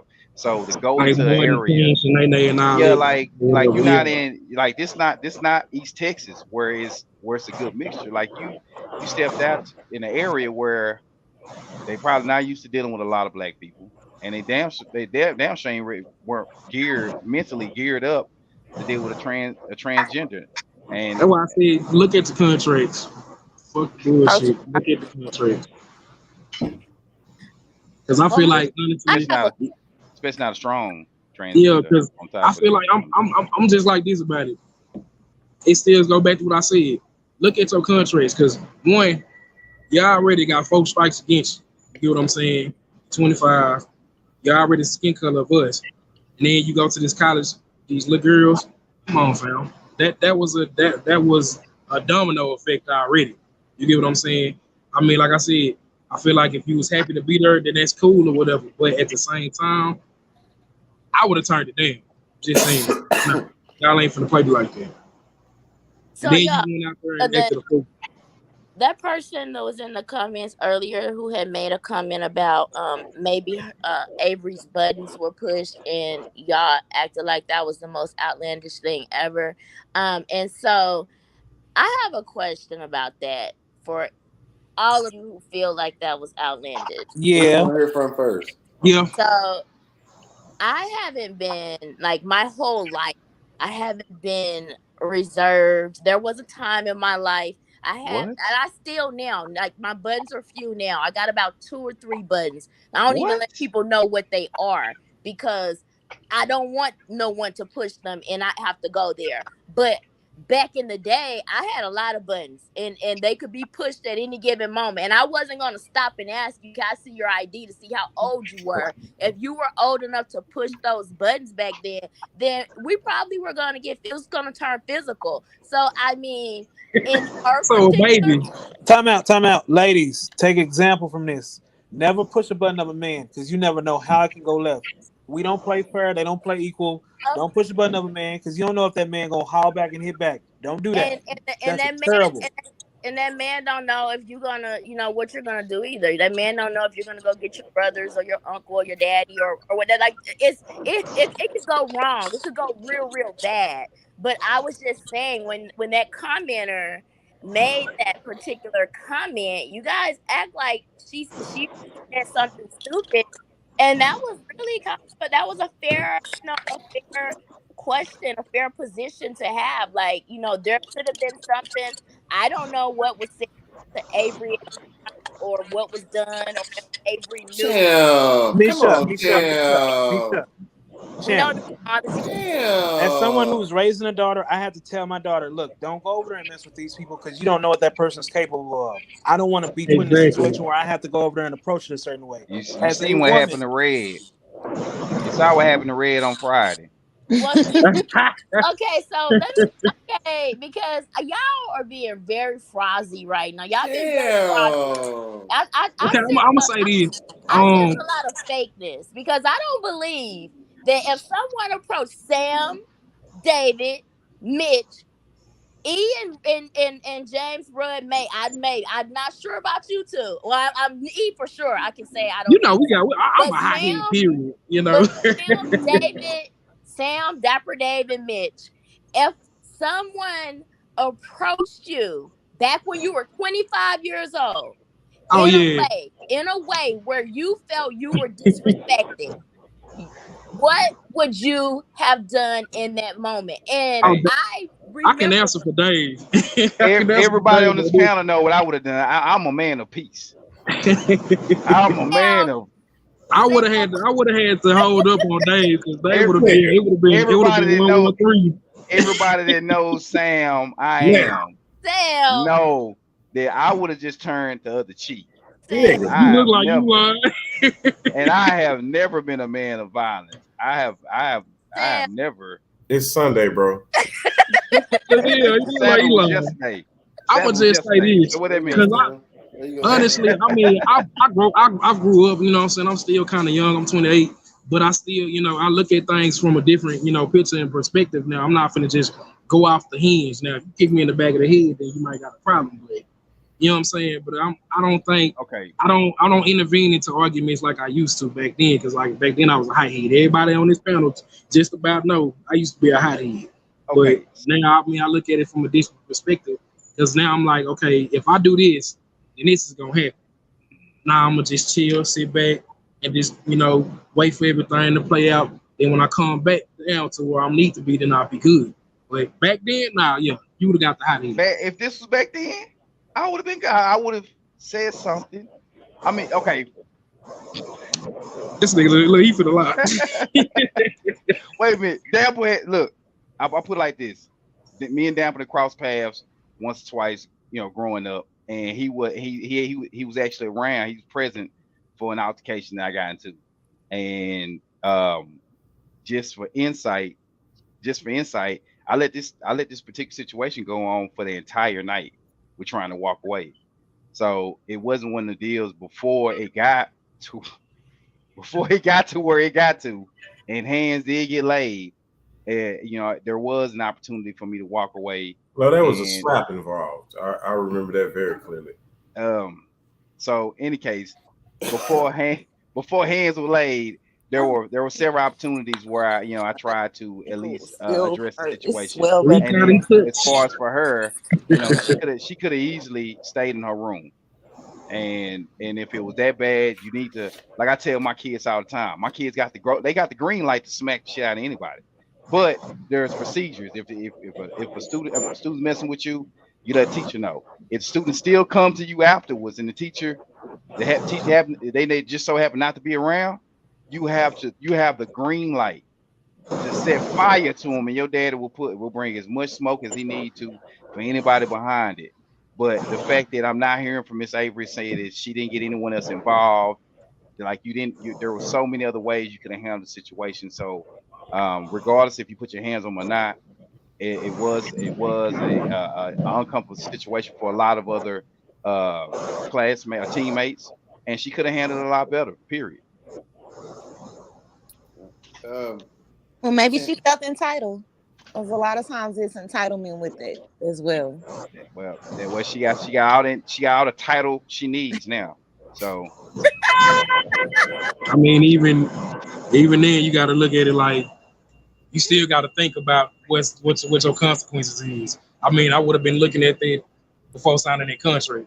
Just saying. Yeah, she could have been. She could have been right now, but now she just, you know what I'm saying? It's choices. So I definitely feel like to respond to the champ, I could be. I'm not even being as hard as I wanted to be, champ. Really, just let me say that. I'm not even being hard as I want to be, because I guess I'm looking at it from a different set of eyes. Like, by the time I was 25, I was a father of 3. I had real responsibilities, so I can't see, doing none of these things or having none of these type of instances in my life. I didn't have time for it. So I mean, I just truly don't understand it myself. To me, it's just you need to mature really quick. Miss Avery. Ms. Medlock, you need to mature really quick. Before we get off this subject, anybody else want to add something to this? One last thing to answer Misha's question. I think everybody on the panel is saying the same thing, because we're sitting on this side of 25. At 25, you're right, it would have been a problem, which is why we're able to identify that it's a maturity issue with Miss Avery. This handled it wrong. She wasn't mature about the situation. And when you put yourself in that situation, Miss Medlock, and you know the score is 2,900 people in West Texas, that is a very conservative. They call themselves God-fearing people. So they don't have a lot of room for leeway. When you put yourself in a situation and you want to thrive in that situation, what you have to do, you have to stay out of the way and take care of your business, and don't give them a reason to throw you out. If you give them any reason to throw you out, you made that bed, you laid in it. Like Ratchet say. You made that bed, you laid in it. Yeah. Well, hey, you ain't finna have me, Miss Celeste Warbeck. You get up here and you call her Mister. Because I'm not going to do it. because I'm not gonna have nobody harassing my social media. Which although that brings up a good point, I haven't seen the alphabet community come out for her nor Brittany Griner. I don't know what's up with that. I don't know if this is the telltale of no matter what organization you belong to, your ass still a nigger. Is that the conversation we need to have next? We do. It's after, yeah, we do. It Is that seemed what like it is? No, they it know. I seemed ain't like heard a peep. nothing. None They of ain't it. reached. Ain't none of them hit my inbox. I hadn't seen them in the group chats. I had nothing, man. So it seemed like if you're not a person of influence, you're not under the eye of the public, then they really don't seem like they really care. I mean, Oh, I'm we on the not. same page, Miss Warbeck. My bad. Yeah. So I mean, that is a conversation we need to have. Period. They should have been the first ones. They should have been the ones she should have been able to reach out to instead of us. Even though I appreciate Miss Avery reaching Now out we to reached us. out. Our team reached out to her I because mean, but she nobody didn't. has heard her side. Yeah, but she didn't have to accept our invite. And I find it weird that I find it odd that nobody seemed to reach out from their community. And if they did, why wasn't she comfortable enough to have that conversation on a platform that represents her voice? Where the hell they at? Yeah, I that's a hadn't lot seen of, them in our lot of chats or questions. anything. Why it sound like somebody at a car wash? What the hell is that? I got you. My bad. God damn, nigga at a car wash, bro. Look, don't Look like start it's daylight spoiling. where he at. The deep Bret Hart Yeah. glasses you got on. You Don't start. Don't start. He's my Don't Bret you Hart. do it. What's Bret Hart theme song? I'm just a I sexy don't man. know, but we can bust out Tekken 3. We got Eddie Gordo. Never mind. Let me stop. But Let me go on. Oh, and we Uh, still got Zango finna build him. I see. Let's Hey, just not go there. I want to get showed on. to be Nah, fair, y'all, we're gonna keep it serious tonight. Go ahead, um, Chip. I was just saying, to be fair, we don't know who all have contacted Avery. We don't know if any of her LGBTQIA plus counterparts have contacted her and spoken on her behalf or don't, because I think they were someone did post like her Cash App and said that she was in need of housing after being kicked out of school, and so we don't know how much money she received from her counterparts. Like, we don't know that. So I mean, huh? yes, we reached out to her. She agreed to come and speak. And I don't know if this is the only on camera interview she's done so far. I've seen that she did interview with the New York Post and I think a couple of other media outlets, but Misha. we can't assume that they haven't helped her at all. That no one that has helped her at all from her community. Oh, But okay. come on, this is a 25-year-old individual. Nobody helps me. Help me pay this light bill. It's 110 degrees in Well, Texas. Help me out. Help. Look, if why do they need help? Why do they need assistance? A housing assistance. You an adult. And it's because You you got a too old puppet to mouth. be. You got a puppet mohawk. That's why don't nobody want to okay, respect but you. guess what though? If you wanted to start you a GoFundMe and say, "Hey y'all, I want to go be a wrestler at Paul Quinn College or something," and if you Don't want disrespect Paul and, Quinn first. and if you want and Don't if play you with the great historical great black Bro, if I school you think in she Dallas, calling if you a you Texas. wrestler because Okay. you look start a like Zangus, GoFundMe, bro.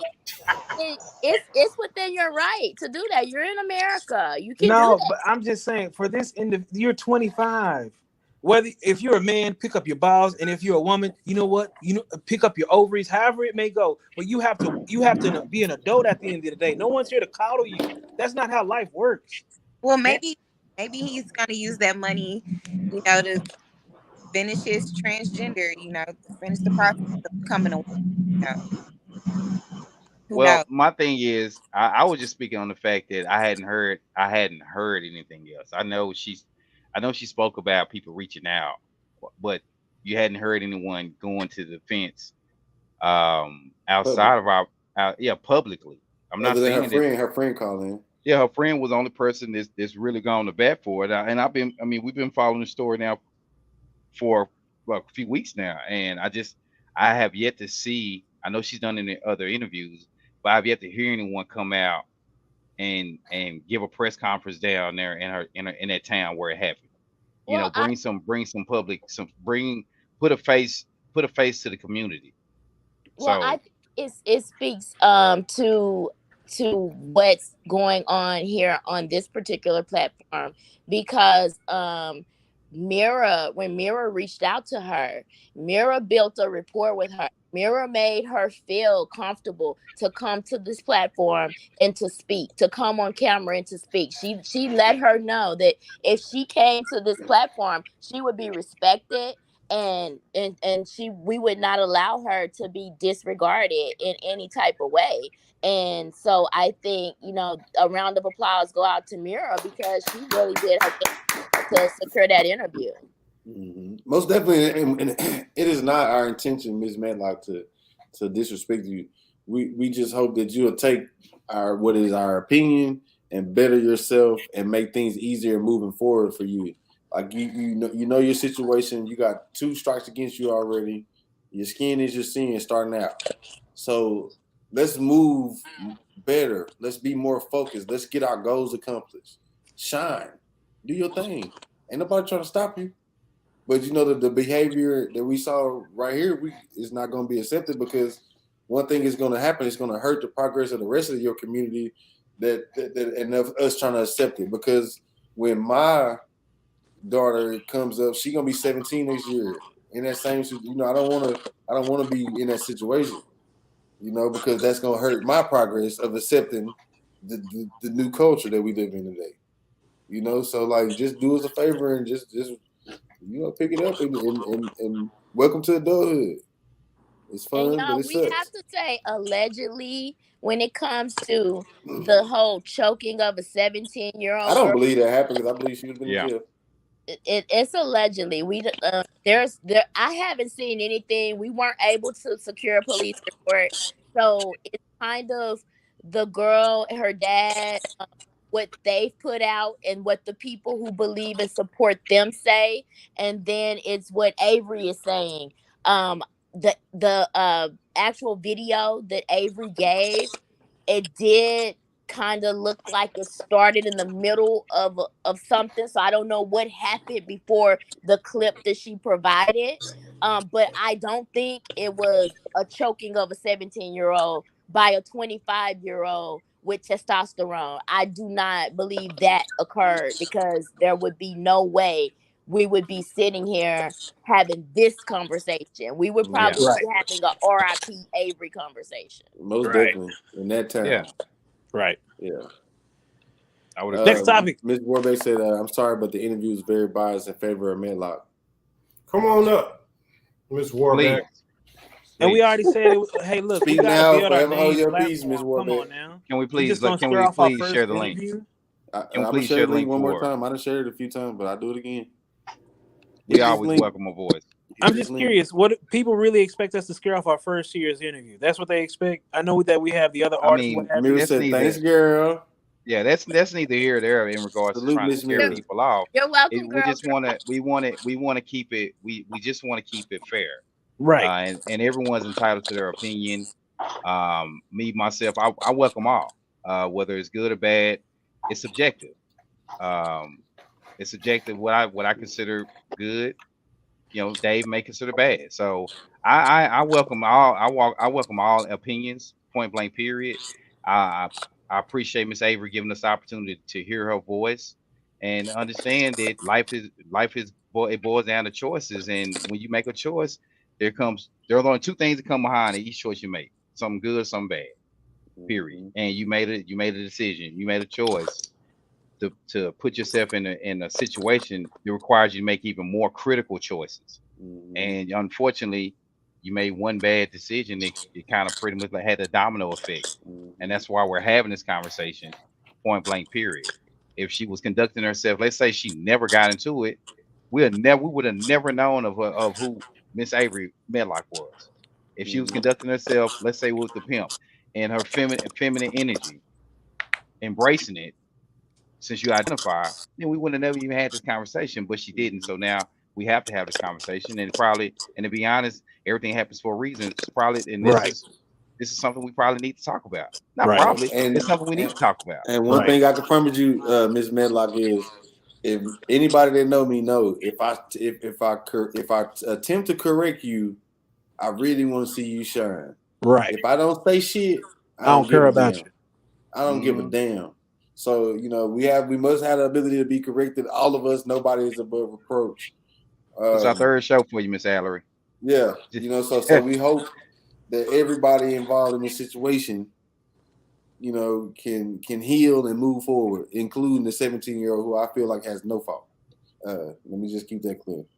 We're gonna welcome Miss Warbeck to the building. How you doing? Hello.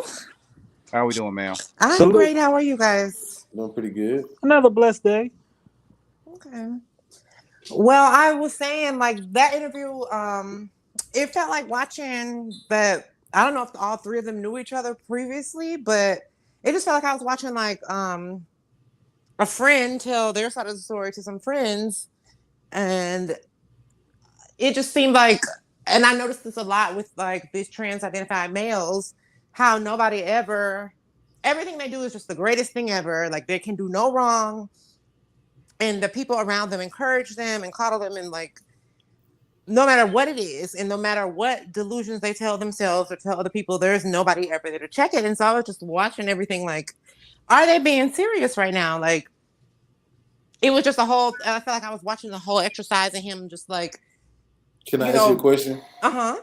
Because I know Dapper Dave was eager to respond. I can tell. I can see this all over his face. Yeah. But I just want to ask you a question. Like, did you recall when one of our teammates, Salute Devin, do you recall when he came on and he started asking tough questions? It was the second man that the second. That's what I mean. When he started asking those tough questions, she disappeared. So that was not what we wanted to do. And as a champ just spoke, that was part of the agreement for her to come tell her side on our platform, was for her not to be interrupted and bashed. Well, so I mean that was. I'm sorry. Keep going. You got a chance to hear. You got a chance to hear from. Had you seen another interview anywhere else? Her telling her side. No. I've kind of been following, like, looking through their social media and things like that. I think you guys on this channel was the only like complete interview I've seen. That's why we clapping for Dapper Dave and Mill. Because they made it happen. Clap it up. We got to hear it. You know what I'm saying? So we would love to hear Mr. Mike Jones's point of view. But do you have anything you want to say before Dapper Dave gets going? Because I see he's ready. He pumped up. I don't know if you heard that theme song he came into, but I was gonna say, like, when they cut him off, well, like he didn't say anything. He was just passionate in the way he expressed himself, but I don't think anything he said was inflammatory or insulting, because it was true and coming from the point of like how things have gotten out of control, where women, we are made to feel uncomfortable at the expense of like, because this person says, oh, I feel like a woman, and because like you're not allowing me in these spaces, you're hurting my feelings, and you need to move over and let me in. But I'm like, let you in based off of what? Like, what claim do you have to womanhood? And it's offensive because, like, I was just watching the interview, getting irritated with Medlock, like saying how people were jealous of him because he's pretty, and this and that really annoyed me, because a lot of these trans-identified males thinks because they perform this type of femininity, perform this level of like very stereotypical, offensive femininity, the long blonde wigs, and like what you have in reality, a black male who has some deeper issues, wanting to live out his life and dreams of being a teenage white girl. And it's disturbing. And the fact that nobody brought up that. Whoa.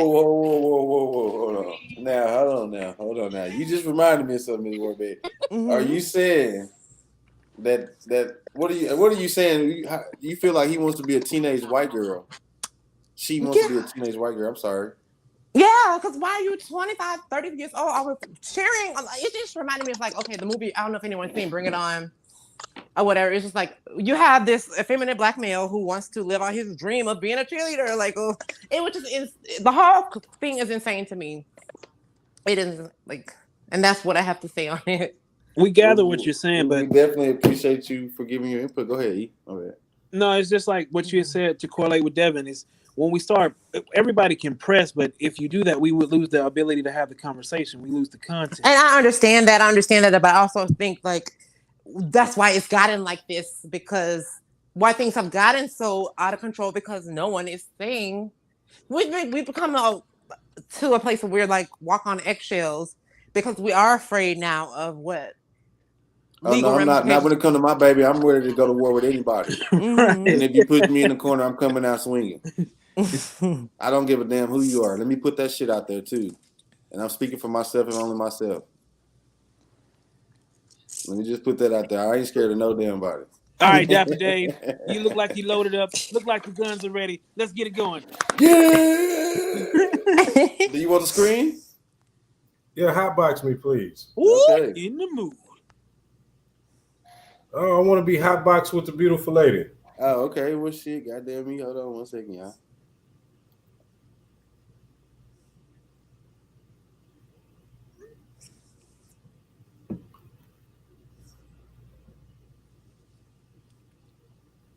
Beautiful lady, who do I have the pleasure of speaking with today? This is Celestine. Perfect. Where are you from? I am from Florida. Florida. Are you in Florida right now? Yes, sir. Do you run across transgenders at all where you're from? I have an extensive. I have some stories. Yeah, I do. And no, this is not an interrogation. I'm actually glad that you came. You're actually the only person that showed up, so I'm going to show you hospitality. With that being said, how do you feel about transgender women? I used to like in my college days and like when I was a teenager, I used to think, I used to buy into the ideology, like, okay, these are, they really are men who were meant to be women and all this and that. But as things went on, like spending more time around them and just seeing like the narcissistic traits and that a lot of the male socialization never did leave, and what they think and interpret as them feeling as a woman was just wanting to, all it is really wanting to live out a bunch of female stereotypes, and usually the most offensive female stereotypes. And they bring a lot of like they bring that male competition to women's spaces, and the way they relate to women is on a shallow level, and so I just started like waking up to a whole lot of stuff about the movement, and how it really is an erosion on women's rights at this point. Like, and it's just insane now. So you think that the transgender woman is in direct conflict with the natural born woman? Yes, at this point, it's like they said that they wanted to just live peacefully, live their lives or whatever, but now it's to the point where like, okay, you said that you understood that you were a feminine male who identified as woman, just wanted to live your life peacefully, but now why is it now we have to recognize that in law? Right. And now it's affecting my life. How does it affect your life? Now we have to, I mean, like hypothetically, but like, well, it is affecting women's lives because women are losing scholarships for sports. Women are forced to compete where they can't compete with these people on their teams. Altercations in restrooms, like just even being around them personally. Like it's a story that I can go into. Like back in college, there was one that I knew of, and my roommate and I, like they had the trans person, like we let them stay with us for a while or whatever, but they were just so ungrateful with it and like were going behind our back, and just the jealousy that was bubbling up, like them trying to badmouth us to guys because they would get mad because like every guy knew what they were and they weren't getting the male attention. And so this person was just like trashing us when we gave you a place to stay and put clothes on your back sometimes, like, but this is the payment we get back. And so I just started to see like they have this, I'm not gonna speak for all of them, but like a lot of them do have this animosity towards females. Let me ask you a quick question. You have any kids? No. Okay. let me paint a scenario. If your son comes along, let's say you have a son and he tells you he wants to be a transgender, or your daughter comes along and says she wants to be a transgender, how would you feel about that? I would tell them that you can, just because I know a lot of them feel like, okay, because they make like something or like activities from the opposite gender, that they must mean that they are that gender. But I would just let them explore those things without making them believe that just because you like pink or something as a boy does not mean you're meant to be a girl. Like, yes, you can participate in these things, but like in no way am I going to condone puberty blockers or going through a process of physical transitioning. Oh, wow. So let me ask you another question, and I will definitely be done with this. Well, I'm gonna make a statement first. I'm listening to you talk, and I don't want you to take this the wrong way, and I can tell you're a very educated and nice woman. But when I hear you talk, it sounds like how white people talked about niggas at one point in time. Well, they stink. You know, those motherfuckers are lazy. You know, those motherfuckers are taking good jobs from good white men. You know, we're losing our scholarships to those motherfuckers now. Can you believe what this affirmative action shit is?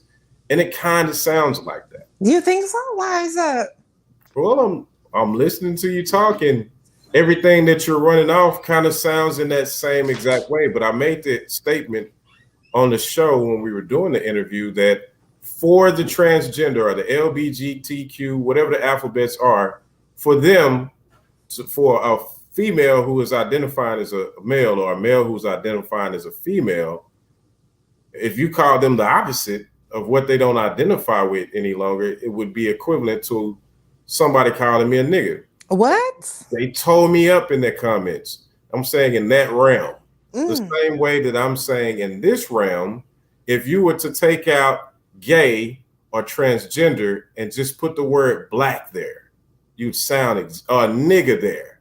You would sound exactly like the people who hate the skin you walk in. And I try to keep that in mind when I'm judging people, because I understand everybody has different struggles. Does it make sense at all as to if we were to replace everything that I asked you? Do you know any? Yeah, I know a couple niggas. What do you not like about what them niggas are taking my rights away? If you would just replace that word nigga and opposed to transgender, you sound like a bigot. I guess I'll buy that and see how you can make that that correlation. But I gotta remind you though, this is a global thing, so it's like it can't be applied along racial grounds, because this is happening in South America, this is happening in Europe, the trans movement, all over, in every community, every ethnicity. This hot box is over. You cannot compare anything that transgenders go with racial oppression. Stop. I didn't. Why we using it as an analogy? I didn't. I used it as an analogy, and I'll say it again for all of the panel members who might understand what I was saying.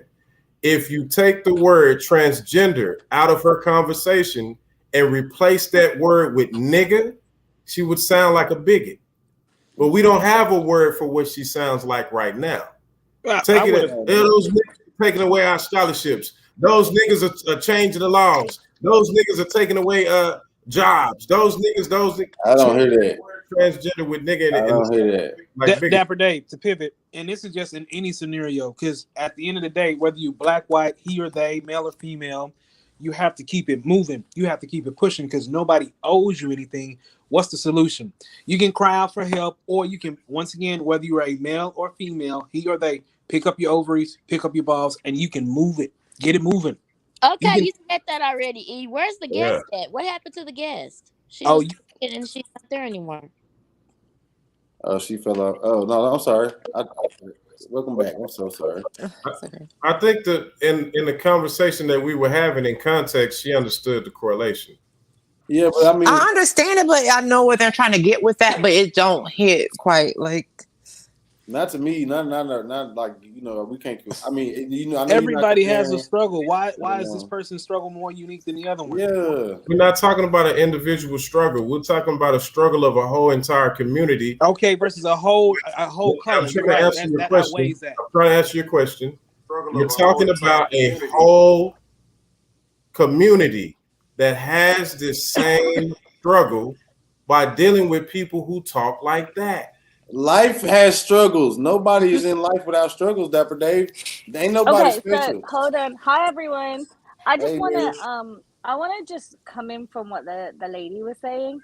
Um I kind of agree with Dave in what he's saying in the sense of if you change the word excuse me, if you change the wording around, that's exactly what it is. That's exactly what my parents went through when they moved to England when they got kicked out of Africa. So that's exactly what I see, hear, and feel when he said that. And I got a lot of racial discrimination when I was growing up in England too. So I definitely feel it, and I definitely see that. Understandably, the race issue is completely different in the US to what it is in England, but it still doesn't mean it wasn't just as bad for me growing up, just because I didn't get grow up here. Yeah. And I know the lady did say this stuff is happening all over the world, including Europe. Yeah, it is. The same thing is happening everywhere, but It's starting here. the same issue happened with race all over the world, as well as trans issues, female issues, whatever it is. It happens doesn't just happen in one country; it happens all over. So if we're going to tackle something in one place, we need to make sure we're tackling it in the rest too. I'm not accepting that. I'm sorry. We're not going to compare or use black struggle as an analogy to It's transgender not. struggle. I'm not using it as No, the fuck same. I'm no. not using it as the same thing. I'm just saying it's similar. It's No, similar it's in the not. It is not similar okay, in no okay, way. it's not similar. Okay, my words I need to change. Okay, but the concept is pretty similar in the No, it's sense of not. We cannot you're change being being judged. black. And Mm. right, I understand that. But the same way I can't change the color that I am. I can't change the situation that I got put in. But at Well, I the be same honest, though. I'm a time, white man but now. at the at the same time, um, how you choose to deal with that is on you. You can either sit there and say, "Oh, this happened to me, that happened to me," or whatever, or you take Black. responsibility, just like you guys were saying. Right. I agree. Yeah, y'all. I guess we can all, hey, I guess we all got it out. We had dialogue. Hopefully, I'm something. anxious to see what the champ thinks about this whole scenario, man. Because she's really quiet. Yes, I'm listening. I agree with the guest, and I agree with David, with Dapper Dave as well. Um, I know it's uncomfortable, Mitch. I know it's uncomfortable because I think you're looking at race and you're looking at it in terms of the struggle that Right. you identify with being a black man in America, being a black man in Texas. And I was speaking about being a black woman that was born and raised in the South my whole entire life and things that I've seen before. But it's because of those things that I can also say that for those transgenders who believe they were born in another body, that they were born as a male but they identify as being a female and it's been that way since birth, they feel like they can't change that. They even if they wanted to identify with what they were born as, they can't, because they feel like that's what they were born as. So we can't tell them no, you can't. Like, I mean, we can't. And so it's in that regard, I get what David is saying, but I also understand the differences between what we deal with and how complex race is, especially race in America. And so when we do make an analogy with race, it can kind of come off a little bit insensitive, and just based off of the fact that we've endured slavery, we've endured Jim Crow, we've in segregation. I mean, we've had our ancestors brought in on slave ships, beaten, raped, tortured, like all of that. And um so our struggle is different. Our history is different. And it's kind of undermines our history when we try to group what we've been through as a people, as black people, with what transgenders or the LGBTQIA plus whatever community is going through. But I also have empathy as well. So I can't empathize with one when they are explaining what they're going through, such as Avery. Avery said she was called the N word by someone, but Avery also sat there and said, "I love white men. That's all I date. That's why me and my friends we never argue about black men because I don't like the same type of men they like." So it kind of like you're kind of rocking a hard place there, Avery. So I mean, I see all sides of this. I'm not one sided at all. May I've I add heard. one more thing? Like, Yes, ma'am. and it's just like I don't want trans women don't not have to identify with everything. When like what the last woman just said, Yeah. you can get the surgeries, you can take the hormones, you can do the body modifications that you want to do, present how you want, but there in no way means that we need to legally make concessions for you and legally recognize you as women, because that's the difference between this and the Black civil rights movement. It's like trans people already have rights. They have the rights already of their respective sex that they were born as. That in no damn way do all that mean that the stuff that you did to your body and everything, does that mean that we need to now make concessions for you in law as female? Because this now is getting messy, just like what this just happened now with the Avery situation. Now we're seeing this coming to a head. The Leah Thomas, the Avery, the Fallon Fox, like, and it's just gonna keep snowballing. I just want to say something. And then I'm gonna go back because me said something that I tried to avoid all night, but I heard this term a lot. So I'm gonna get this. My second point. My first point is Ms. Warbeck. Just from my personal observations and listening to you talk, it seems like you a little biased because you had a bad experience with a transgender. No, not bad. I mean, like that. experience. I recommend, like, if people don't know trans people, get like you need to. I recommend everybody make friends with I had a trans women, cousin that was and you will transgender. come to see, He was like, you cool. will see the ideology fall apart. Like, I recommend it to anybody. Like, maybe. But no, I had a cousin that was a transgender. I mean, I never had no issues out of him. I mean, but it just seems like you kind of looking at it from a damaged eyesight. It's not damage. It's a point of like experience. It's better than somebody who have never even met a trans person a day in their life and would be bigoted. I've sat in gender studies classrooms. I have been on that side of things. I have been at SJW. I have been at the march. You know what I mean? I've been that person who used to go heavy for this ideology. Gotcha. And so, Champ, you said this term again, and I feel like I'm about to really mess up, but this is like, but don't do it, bro. I'm finna jump, finna cannonball off the. Oh shit! Here we go. Fuck it. You saying people saying they believe they were born in the wrong body and this and that. That's like saying, okay, God, you fucked up. I'm about to change this shit and fix it. What about for the ones that don't believe in God? Yeah, exactly. Everybody don't believe in God. And if That's a good point. Okay, that's a good one.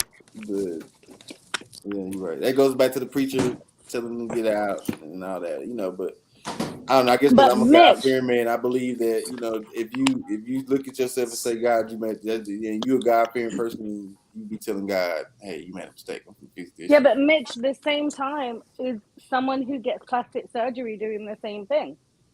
Mm-hmm. Yeah, but the plastic surgery patient is not getting their legal documents, getting lies on legal documents. Like, like you said lies on legal documents. I'm not saying that about the legal documents. I'm saying about the change that Mitch is saying about the slap in the face to God, saying, "Oh, you made a mistake with putting me in this body." It's the same thing.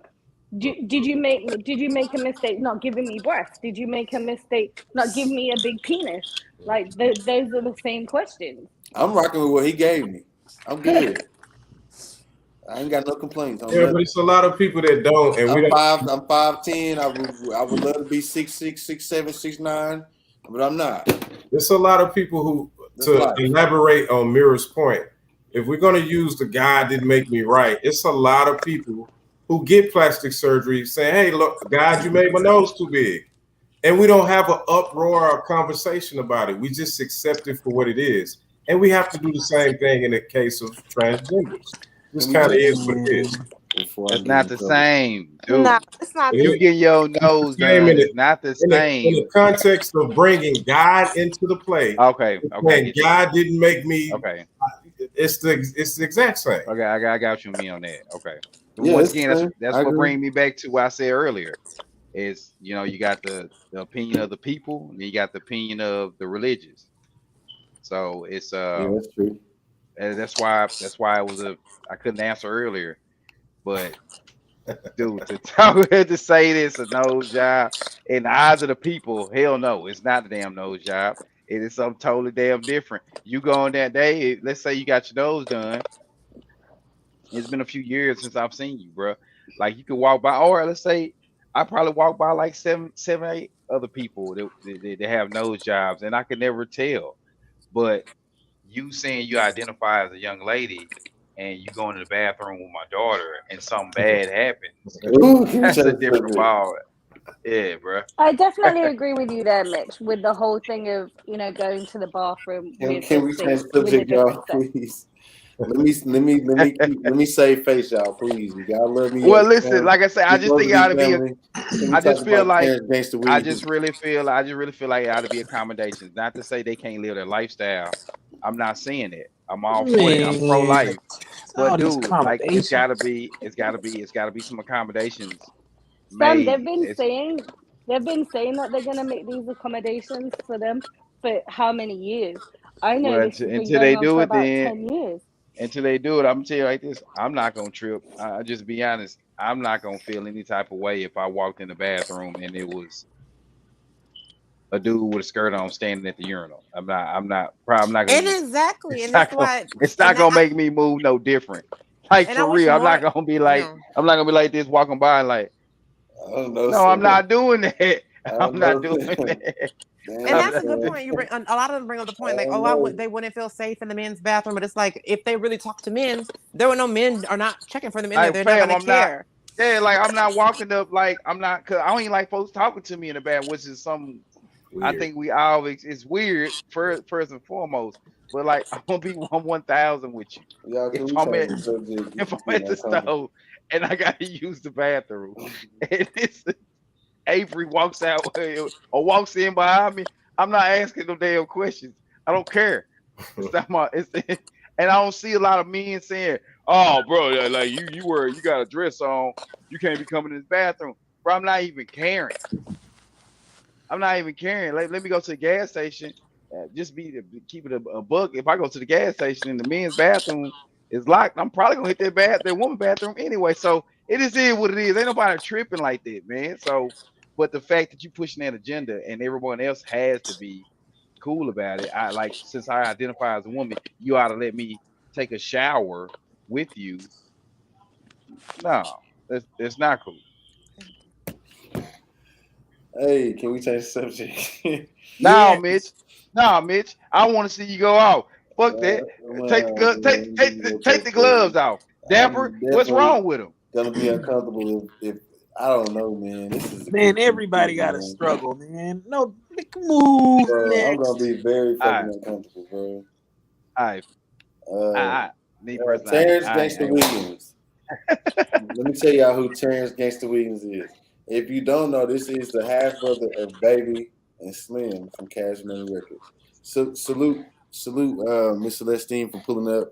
We appreciate you for coming and sharing your viewpoint. Salute. Pull up and you did that. Woman of her word. Terrance Gangsta Williams, half brother, Baby and Slim. he was his clique was the. Let me just give y'all a little education, just in case you don't know. Everybody know who he is, or do I need to educate people? I got a good rundown. Anybody else? Anybody? I got a good rundown. Educate our viewers. Okay, so just for the viewers, just in case you don't know, he had a clique called the Hot Boys. It was 4 of them that was together every day. That's where the rap group Hot Boys got their name from. A lot of the things that they talked about, I guess, I assume in their raps, they saw him and his squad do it. He ended up getting caught up, and he did 23 years and 10 months. He found a loophole because he got kids and grandkids out here in the streets. He found a loophole in the system where he could tell what his dead friends who are no longer here did and come home. So he gave back a life sentence to come home and enjoy the rest of his natural life and his kids and grandkids. That brings us to the question: what is snitching? Is that snitching? Was he wrong? Because his brother basically, allegedly from his standpoint, said, "We set at this table, we made these rules. You broke them. I don't want nothing to do with you." You know, all the street cats from Boosie is saying all you had to do was lay down. You didn't have to do that. You telling on dead people. He getting criticized, you know, but at the same time, he coming out and he trying to do something for the youth, at-risk youth. This is something I don't hear none of these critics talk about what they do for the at-risk youth that don't end up with the life sentences and stuff like that. I don't hear none of these people that's criticizing him. But before I give my point of view, anybody want to volunteer their point of view on this? Is he a rat or was he a genius to get out that motherfucker and not live his natural life in prison? The rest of it. Genius. My mama told me years ago, hey, you over here talking about not snitching. This is when I was 12. She pulled me over in the garage. Hey, you over here talking about not snitching. But those same friends that you're not going to snitch on, they're going to snitch on you. Hey, you got a responsibility to your family. Agree. You got kids. Do what you have to. It's crime. Nigga, who signed an agreement to crime? Fuck that. I'm snitching. Don't do it with my black ass. I'm telling you. I'm telling you. Anybody else? I agree with you, E. I 100% agree with you. I don't want to spend the rest of my life being locked up for something somebody else did. Okay, so I've what got if kids you? to raise. I got kids to raise. I got a life to live too. E, what if you commit the crime with a counterpart? You get caught and he don't get caught. What are you doing? Officer Williams. you got some Popeyes ready for me, Officer Williams. What we talking about? We got some Newport shorts, or we got them Pure Qs. Which one we got? What we doing, Officer Williams? How long, what do you need? What time you got there? I got you. Don't worry about it. Noted. Mary, what you doing? I'll take what I did. I'll definitely take what I did and say, yeah, I did X, Y, So you Z. gonna let me slide? I mean, you commit a crime together. You gonna let me slide? No. Well, it depends. You tell me. It definitely does depend, because if it was my sister, I'll take it. If it was my kids, I'm taking it. If it was just a friend who I know wouldn't do the same for me, nah, I'm singing like a damn canary. Damn, like a damn canary. But again, it depends on who it is. Miss Glenn, what you doing? Are you talking to me? I'm like, okay.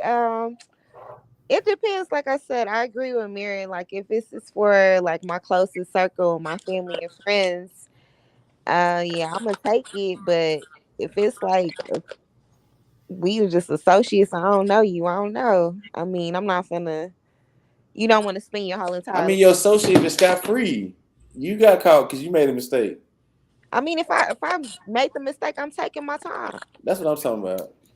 I'm with you, Sam. You muted. We can't hear you.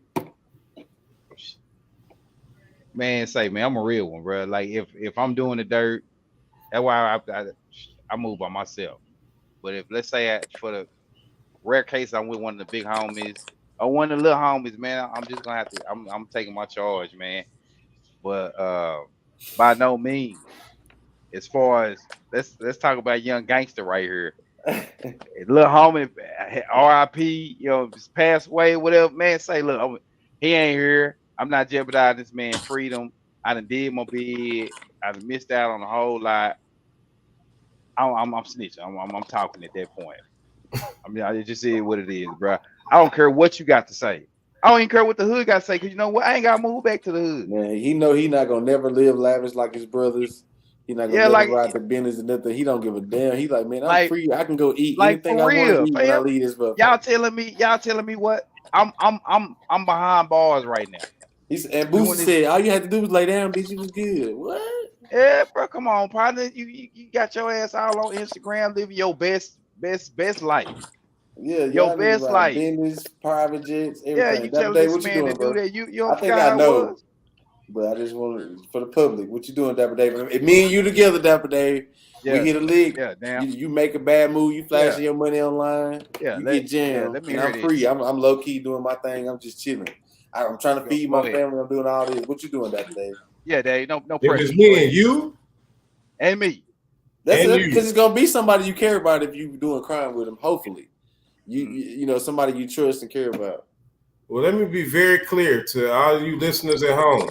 These niggas' asses is in trouble because I ain't doing that time by myself. As soon as I get in there, the first thing I'm gonna ask for is a cigarette, and I'm telling everything. I need a cigarette. I tell you everything. Duly noted. Yes, sir. Now, but I do want to address some stuff on a more serious level. First of all, fuck Lil Boosie, bro. I've never liked his music. And I think he's a fucking clown, bro. If we're going to be all the way honest, you are in a position to where you can influence community in a positive way, and you sitting here talking about snitching. Fuck that. Black culture need to get above snitching. If you know somebody that did something wrong, everybody seen Spider-Man. When Spider-Man was while he was just Peter Parker, and before he became Spider-Man, but he had the talent, here's a robber running by. And he let that motherfucker go and was like, fuck it. The fuck that got to do with me? I'm not going to get involved. And that same robber ended up killing the man who raised him. So you got to have that understanding that, yo, you're not snitching on this nigga, but this might be the nigga that robbed your mama. That's bullshit culture at its finest. It's destructive. It's that hip-hop culture. And we all know that hip-hop culture has never been a friend to black people. It's only been a friend to niggas. Period. Damn. Damn, son, where'd you get that from? It's a difference. Well, I think Boosie is speaking from his point of view, from his environment, how he was raised. So some people, I mean, that it stems from that, you know, and plus Baton Rouge is prejudiced as hell, like Louisiana, period. Boosie sound like a slave that broke free. He just looks like a slave. He eats gumbo and everything. He's like a slave. You said to eat gumbo and everything. Yeah, he just. Yeah, what's wrong with gumbo, bro? What's wrong with gumbo? I just had some gumbo yesterday, bro. Yeah, get off that slave food, man. And get God damn. Oh my goodness gracious. Sheesh. But seriously though, y'all, I think this is a conversation we have to have as a community, because I'm not an advocate for if you get caught and you did the crime and you tell on somebody. I'm not an advocate for that. Take your leak and go on about your business. But I'm telling all my partners, I don't give a damn what part of life it was. If I'm dead and gone, and you can tell some shit I did to get free and get back to your family, one more black man on this side of the fence, do your motherfucking thing, fam. Oh. Do your motherfucking thing, fam. Come home, live your life. I appreciate you for not doing it while I was alive. I'm gonna say it in advance. I appreciate you for not doing it. I mean, shit, man. I don't blame that man, and I think that's a stupid ass mentality. A man behind the wall is no good to us as a community. He's more valuable to us out here, for especially what he doing, trying to work for at-risk youth. I'm sick of these stupid clown ass. That is the definition of a nigga. Like Dapper Dave said, that is the definition of a nigga. Somebody would tell you to lay the rest of your natural life in prison rather than tell a motherfucking story on a dead person. Definition. Maybe I'm just not real enough. And fuck you niggas in the streets. Y'all niggas stupid as fuck. And no wonder we in the position we in as black folks, because y'all niggas is stupid Y'all trying to live up to motherfucking hype and a reputation that ain't gonna help save no goddamn body. Y'all niggas should be ashamed of yourself. Y'all are true niggas. I hate to call another black man a nigga, but you a nigga. You get off that nigga mentality. Every black man this side of the wall is way more important than the motherfucker sitting behind that concrete. Help me understand this. I got a question for the panel. When did it become a thing to be an ex-con? When it I mean, you know, we are from the 80s. Since rap. So I mean, it can't be just from rap. It can't be just from rap because I don't remember it being so I don't remember it being the forefront of a lot of the music I grew up on. We spoke about Pac, we spoke about Biggie, and yeah, we spoke about the hood, but we didn't glorify it. You don't have The 2000s rap. People seen Gucci Man do his time and come home. That first bid he did. Didn't he do one bid before this last one? Yeah. And he blew the fuck up. Wayne did his little old year, blew the fuck up. T.I. did his time, blew the fuck up. It's the rap, bro. Like that's the thing. Like, you know, either you got bodies or you done did time. Yeah. And your ass can get on. And y'all some stupid motherfuckers for doing that shit. Yeah. I'm gonna jump in there and say, man, since the beginning, since the 90s or 80s, with NWA, all of them was portraying these ex-convict lives. And then think about Snoop's biggest album, Murder Was the Case, was a big song. He was rapping about a life of a convict. Rap is not a friend to a black man, but it is the empowerment of every nigga walking around this motherfucker. And until we check the rappers and hold them to the standard of black men being in check, then rap is going to be that motherfucking shot in your ass every single time. You got girls walking around. I told y'all the story about a 6-year-old girl that I was around who I was dating. Her mom knew every word to WAP. WAP. You understand? Like, rap ain't no shit to be glorified. Rap is the scum of the black community. That's just what it is. To answer your question, Miss Madds, so if the streets don't like snitches, is homeboy in trouble on the streets of New Orleans?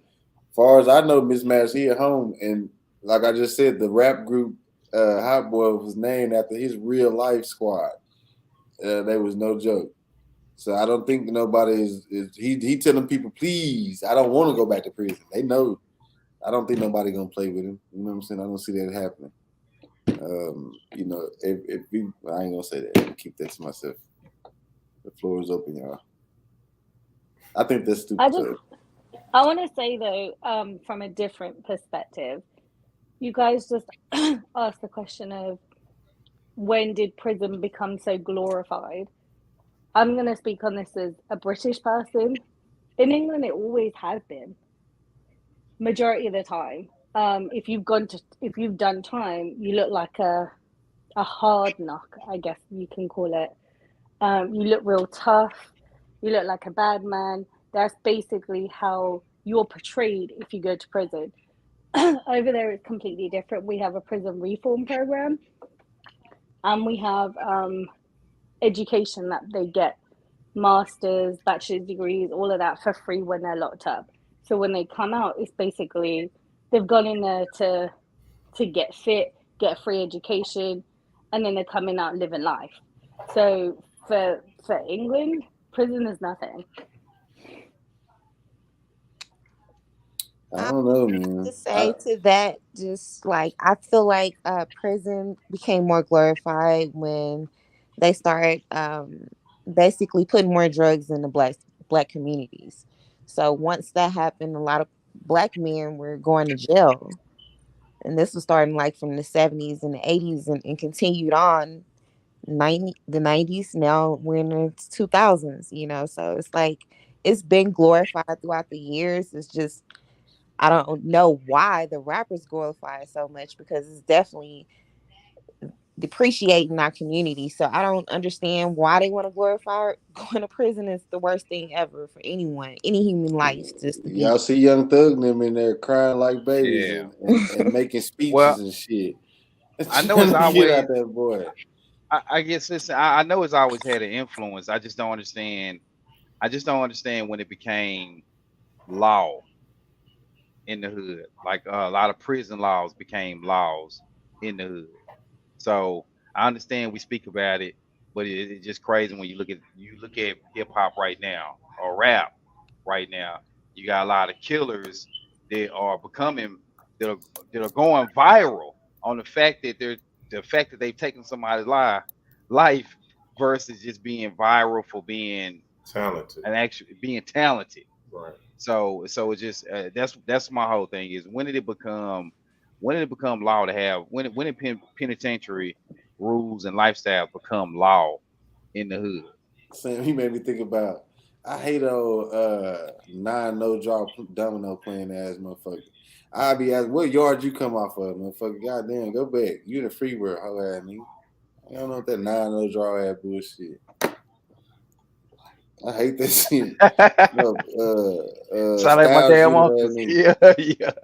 You need some help, nigga. I play dominoes the way it's supposed to be played. You draw, motherfucker. Yeah. No.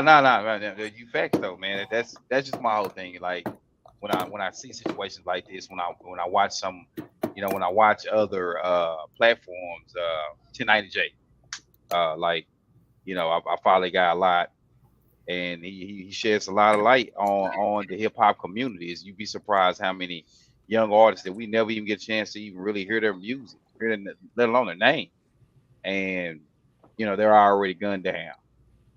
But some you get this whole some drill, people this you whole get drill movement. some people though, Sam, you get glorified because they went to prison. Like, look at the guy who was known as the most beautiful man with those blue green eyes, whatever it was. He became a household name and he was locked up. He came out a millionaire. How many other people do you feel are doing the same thing? Mira, did you send him a JPay? Tell the truth. Pardon? Did you send him a JPay? Tell the truth. Yeah. What? I don't even know what that is. What's that? Did you send him some commissary money? Hell no! No one's judging, Mirror. No one's judging. This is a safe place. This is a safe place. It's okay. It's okay. I did it. I'm afraid I did it. Sorry. Okay, I just asking. Anybody got anything else they want to add? No, man. I had you guys answer my question. Okay, y'all. I don't know if y'all seen the situation in North Park. I'm about to get to work on this tomorrow morning. Where the gentleman had his family out shopping and they were in Dillard's. I believe it was Dillard's, and allegedly the clerk who had been working there 22 years called his son a fucking nigga. Now the man handled this shit way better than me because I wouldn't have gave a damn if his ass was from the Stone Age. I would have whooped his ass. But the man handled that shit way better than me, and we would love to have him on our platform to tell his side and why he chose to handle it the way he handled it. He basically lectured the man that was talking to him like a son. Y'all got to see that shit, man. I'm gonna have a video ready for our next show, but hopefully I can try to work on trying to get that interview so we can hear about that. If y'all know anything about that, man, y'all please let me know how y'all would have reacted if you walked up on a man saying fucking nigga to yourself.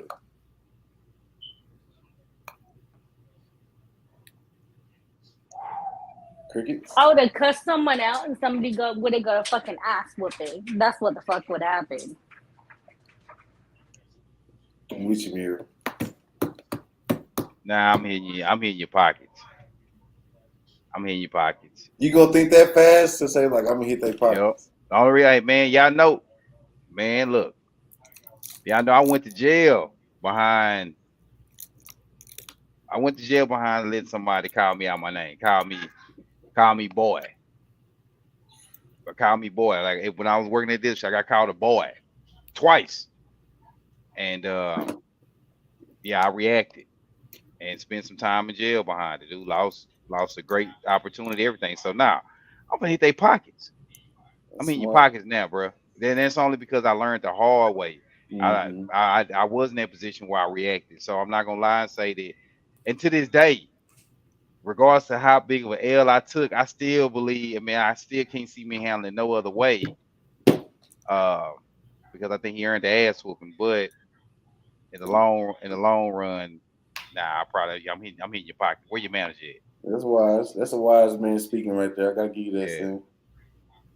Yeah. I'll be honest with you, man. Any opportunity that I get a chance to be an asshole in an establishment where I can like cuss, not just cuss, but like check you in the most intellectual way, I'm gonna do it.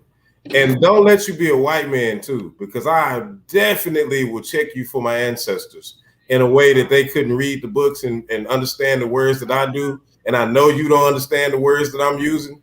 I'm gonna eat for free wherever the fuck I go, and I want to have free clothes from where the Dillard, you would have to give me free clothes, and you would have had to line my pockets up with something. If that white man would have done it to me, I'd have turned him peach red. He'd have been pink if I would have got a chance to get a hold of that racist white man. If he'd have done it to me. I would have whooped his ass and still my son would have sued him. I'd have sued him for my son. But I would have caught that charge. I'm going to kick your ass and my son going to sue you. So, you know, we still going to get the money. Ah, man, I'm hitting the pockets. I'm kicking I'm your hitting the ass. pockets. I might kick your Like ass. that with my children. Yeah. And I ain't gonna lie, I probably would have waited in the parking lot. But right there in the moment, I need a manager to be involved. And then me and security can have you're gonna have to have security outside, but after y'all done with him, because he's no longer an employee, he's just a civilian. And I whoop civilian ass. So I just think it's a process. You know, different what I tell the kids, man, get somebody involved. Then it's go time afterwards. Yeah, it's go time afterwards. Nah, man. And like he say, nigga. Oh my. Bing, bing, bing, bing. Before I knew it, I'd have been in manager, jail. please. Bing, bing, bing, No. Excuse me. Tell them manager. about the tire shop, Mitch. Oh yeah. Y'all don't want to hear that story, man. That's a real live story of this nigga whooping like 5 Iranians. And I was married at the time, and she had some rims on the car. She has like 22s on a Lincoln. You know, Lincoln's got airbags. So I went and spent like $240 with this guy to replace one of her tires. So the Hispanic guy just, you know, you got to roll that pole to let the jack down. He just dropped it, boom, and bust the airbag. So now the car is sitting on the rim. And I'm like, looking at the dude like, damn, bro, like, we got to do something about this. So he went and got the owner. It's Mo's. Yeah, I know everybody from Pleasant Grove knows Mo. So this is the one on Buckner and Bruton. Yeah. So make a long story short, Mo came out there and he was like, I ain't even doing shit. Get off my property. And about when he said that, like a piece of spit hit my face. And before I knew it, bro, his son came out there trying to help him. His little Hispanic workers tried to grab my arm. I hit him in the chin. Boom, with my elbow. He said, I called the police. He said, I called the police. He said, yeah, that shit up. And so it's 107 degrees outside. So I done slung the sun into the rim rack and the whole shit came over on it. So I make it to my car. They was trying to hold me down, but I was wearing their ass out every time they touched me. So I got to the car. It's 107 degrees outside. I smoke. I'm out of breath. I'm in that bitch like, bro, Mo came out of nowhere, bro. I seen that bitch coming and I couldn't move. He said, yeah, bitch. Boom. And that bitch, that nigga hit me right here in the crown of my cheekbone. I had to take that and burn off, but I whooped that ass though. And then as soon as I hit the cone, the police was coming from right there. Put the car in the garage and laid low. That's Pleasant Grove lifestyle, baby. Hey. Yeah, man. So I'm an impulse. If you do some shit to me that like that, I'm not gonna have. I think about it later while I'm in the cell. Yeah. Oh yeah, look, my woman was fighting with me too. She was getting down. Damn. They pressed charges on her ass, not me. She had to work. She ran that ass out the rings, boy. They were leaking like a motherfucker. She had to work. They were leaking like a motherfucker. That motherfucker said, "You go to jail." He said, like door driver, like that door bus driver. He kept it 1,000 though. He didn't show up for court, so the case got dropped. So salute Mo. Yeah, man. Yeah. But yeah, moving forward, that's the story we're gonna be trying to get our hands on tomorrow. You know what I'm saying? And we're gonna keep on trying to see if we can get this police report to see exactly what happened down there in Ranger, Texas. Because for some reason my spirit just ain't rest yet. It don't feel right. I mean, I know this it may have came across as a bad session, but Miss Avery, you're more than welcome to come back. Oh no, no bad session at all. Yeah, it's no bad session. Just really just trying to just speak on both sides of it. This was just a welcome to adulthood. Everything you do has consequences and repercussions conversation. That's all this was. It's all Well, Crazy. Miss Mass, I I'm at did speak 25. I did speak to Avery, and she did say that she didn't want to come back on. She said that what she said was the whole truth and nothing but the truth. So she feels like she said what she needed to say. She doesn't feel like she needs to say anything else. And I believe her. I believe she did not choke that woman because I believe we'd be happy to have a different conversation. Yeah, it'd be RIP. Trust me, I've been down there. I agree with you there, Mitch. I was clutching the whole goddamn time from Kermit, Texas, back to goddamn Sweetwater, right there to Ranger. It's a lot of towns that they, them after dark towns. Y'all know about them. Y'all from Texas, you know about them after dark towns. Don't get your ass caught outside after dark. Being dark. Yeah, being dark. On top of that. Yeah. On top of it's that. in trouble. But yeah, man, we got to do better on a lot of fronts in life. None of us are perfect. All of us can improve. We appreciate everybody that chimed in with us. Salute Miss Glam, Miss First Financial Services LLC. You want to tell us what that's all about? Since you put that title in your name, we can't let you get out of here without letting us know what's up. That's a part of my business. When I was working in Houston, so I'm actually going back, just looking at a new office. But it's a part of my business. I was working with a hiring staffing agency, and I also was hiring and employing people with those different agencies. So that's what that stands for also. And then the glam part is my other business. It's glamorous printing. So and I print apparel. How can they get in touch with you, like via social media?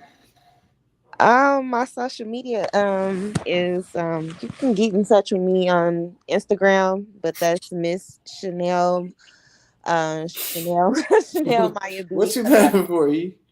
Oh, I can see Sam. Sam like, I'm sorry, Ms. Glenn. I'm trying to see what these boys laughing at, and I get it now. Okay, you can continue. My bad. Yeah, you can hit me on my Instagram. It's Miss Maya B. Chanel Coco, but mostly just for business wise. I send over my email address mostly to business when I do business with people. Everybody got that? This program. Everybody get? How long you been in business? For the last 4 years. Okay, that's what's up. Oh, you definitely speaking to the right panel. You got a panel full of salesmen. He's a salesman. I happen to know she does sales too. Oh, see, she in perfect company. Perfect company. Yeah. Speaking of sales. Here we go.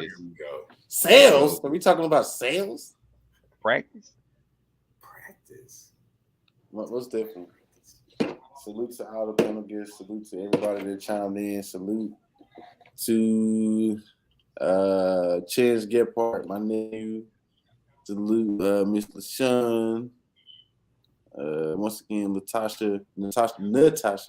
Sorry, cousin Johnson. Patrick Thompson.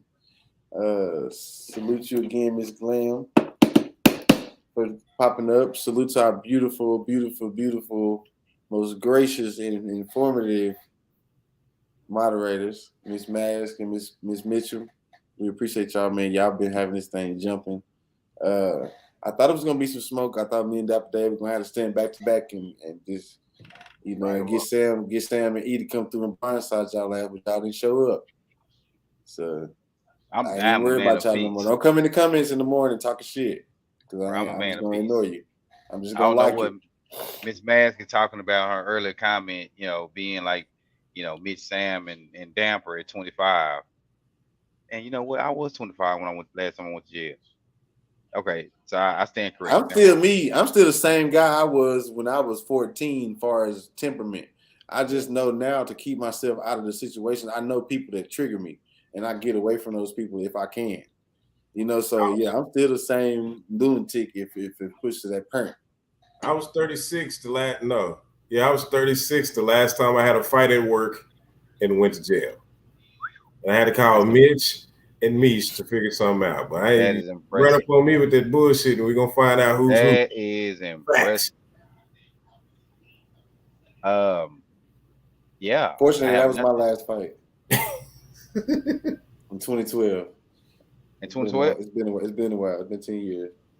Damn, that's I don't fight no more, man. You run up on me, and I ask you to leave me alone 2 times. I don't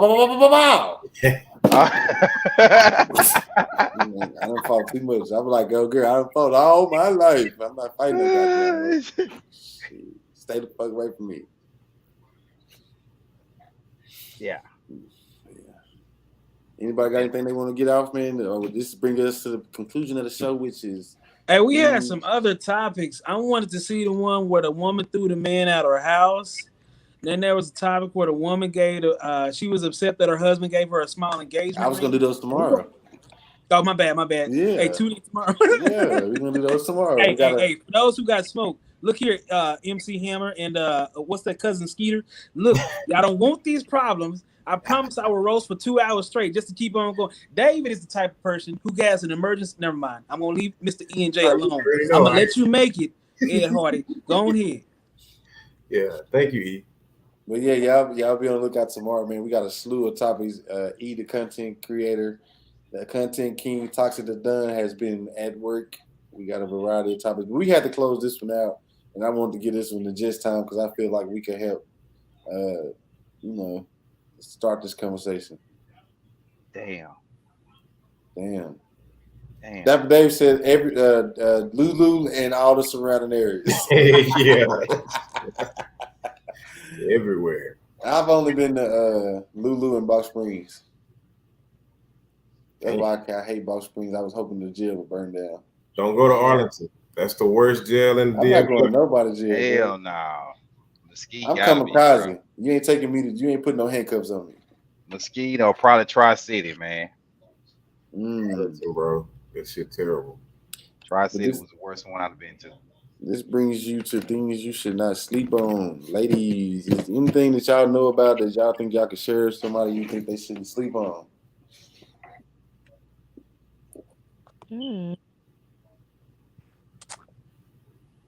That's a good question. Things you shouldn't sleep on. And a man or just in general? No, in life, period. Yeah, now come for us. What was that? She's like, and the man, I got a whole list. Because Sam is a national defense for us on this. He's like the missile defense system. When you get attacked, Sam going. I'm coming up. Yeah, man, I'm here. Yeah. Mine would just be, I think I said this before, but speak your truth, be true to who you are, and just live your life the best way you can.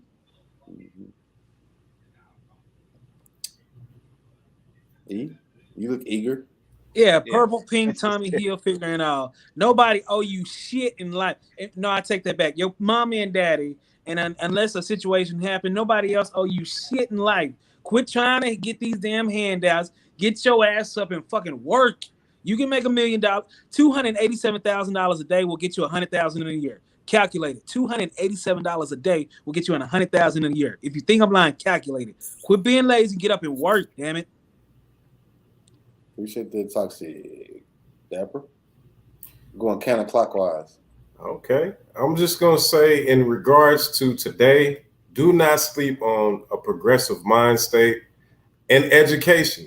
A lot of times we sound ignorant when we're not educated. So the things with the transgender, educate yourself on this stuff, man, and understand that education is the foundation for all knowledge and all understanding. That's what I would say don't sleep on. Sam? I'm not progressing. I don't give a damn. What the pimp do?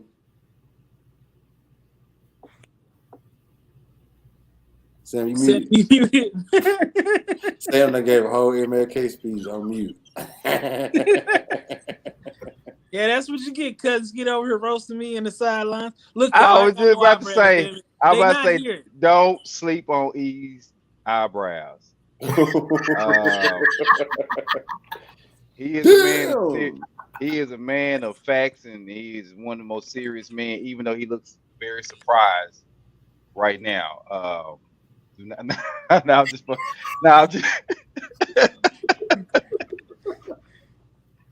no, man. Look, acceptance, man. Like y'all hear me say this a lot, man. Don't sleep on acceptance. This situation here is this topic in general is that of a lack of acceptance or true understanding. So, and that's why we say,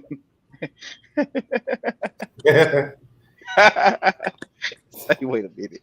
That's why we're having it. That's why we're having this conversation. That's why the situation happened.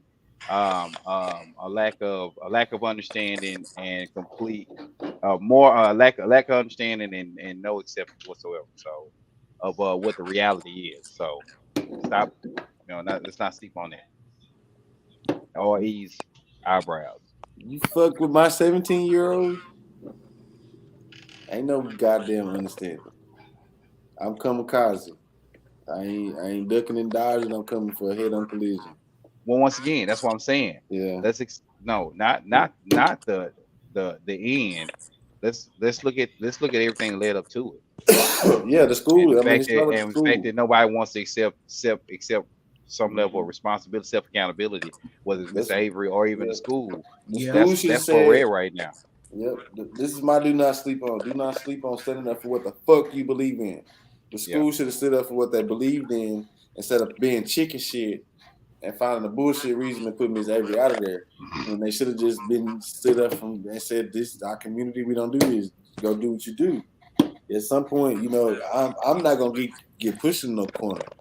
We can coexist all day long. But if you think you finna hog up 3/4 of the room and it just me and you, man, you got a problem, man. I'm about to tell you to move up a little bit. So, don't sleep on standing up for what you believe in.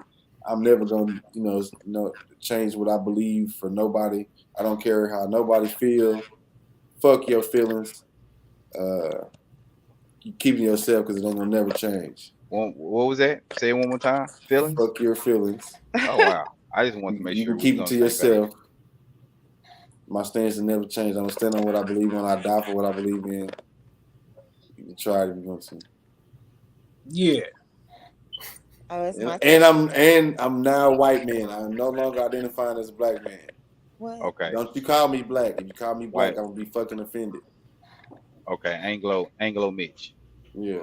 I want to be seriously though. If they can Call do me anything, Anglo you don't money. even have to get the surgery. You just got to say, "I clarify myself as this." Oh, okay. You can be whatever you want to be. Yeah, I'm a saying. And I'm the president. Address me as Mr. President from now on. Okay, Mr. White President. Mm-hmm. Yeah, put white on it too.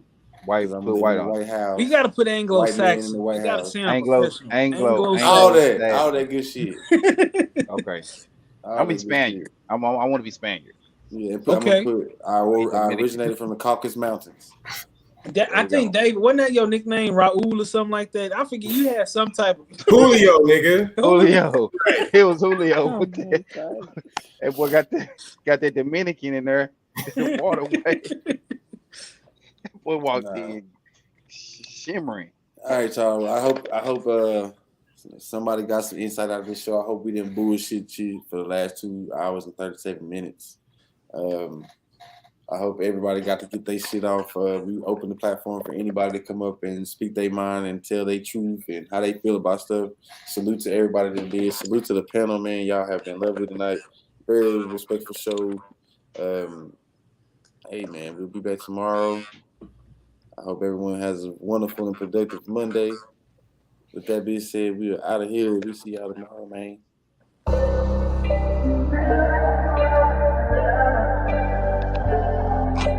Yeah. One more time around. Everything's slowing down. Can't control it. Say that you're for me. Right now I need loyalty. It's hard for me to judge you. I've been in before this. I've been through the troubles. That's how to let you in. I've been giving you the runaround. I double on the dosage. I don't need emotion. No.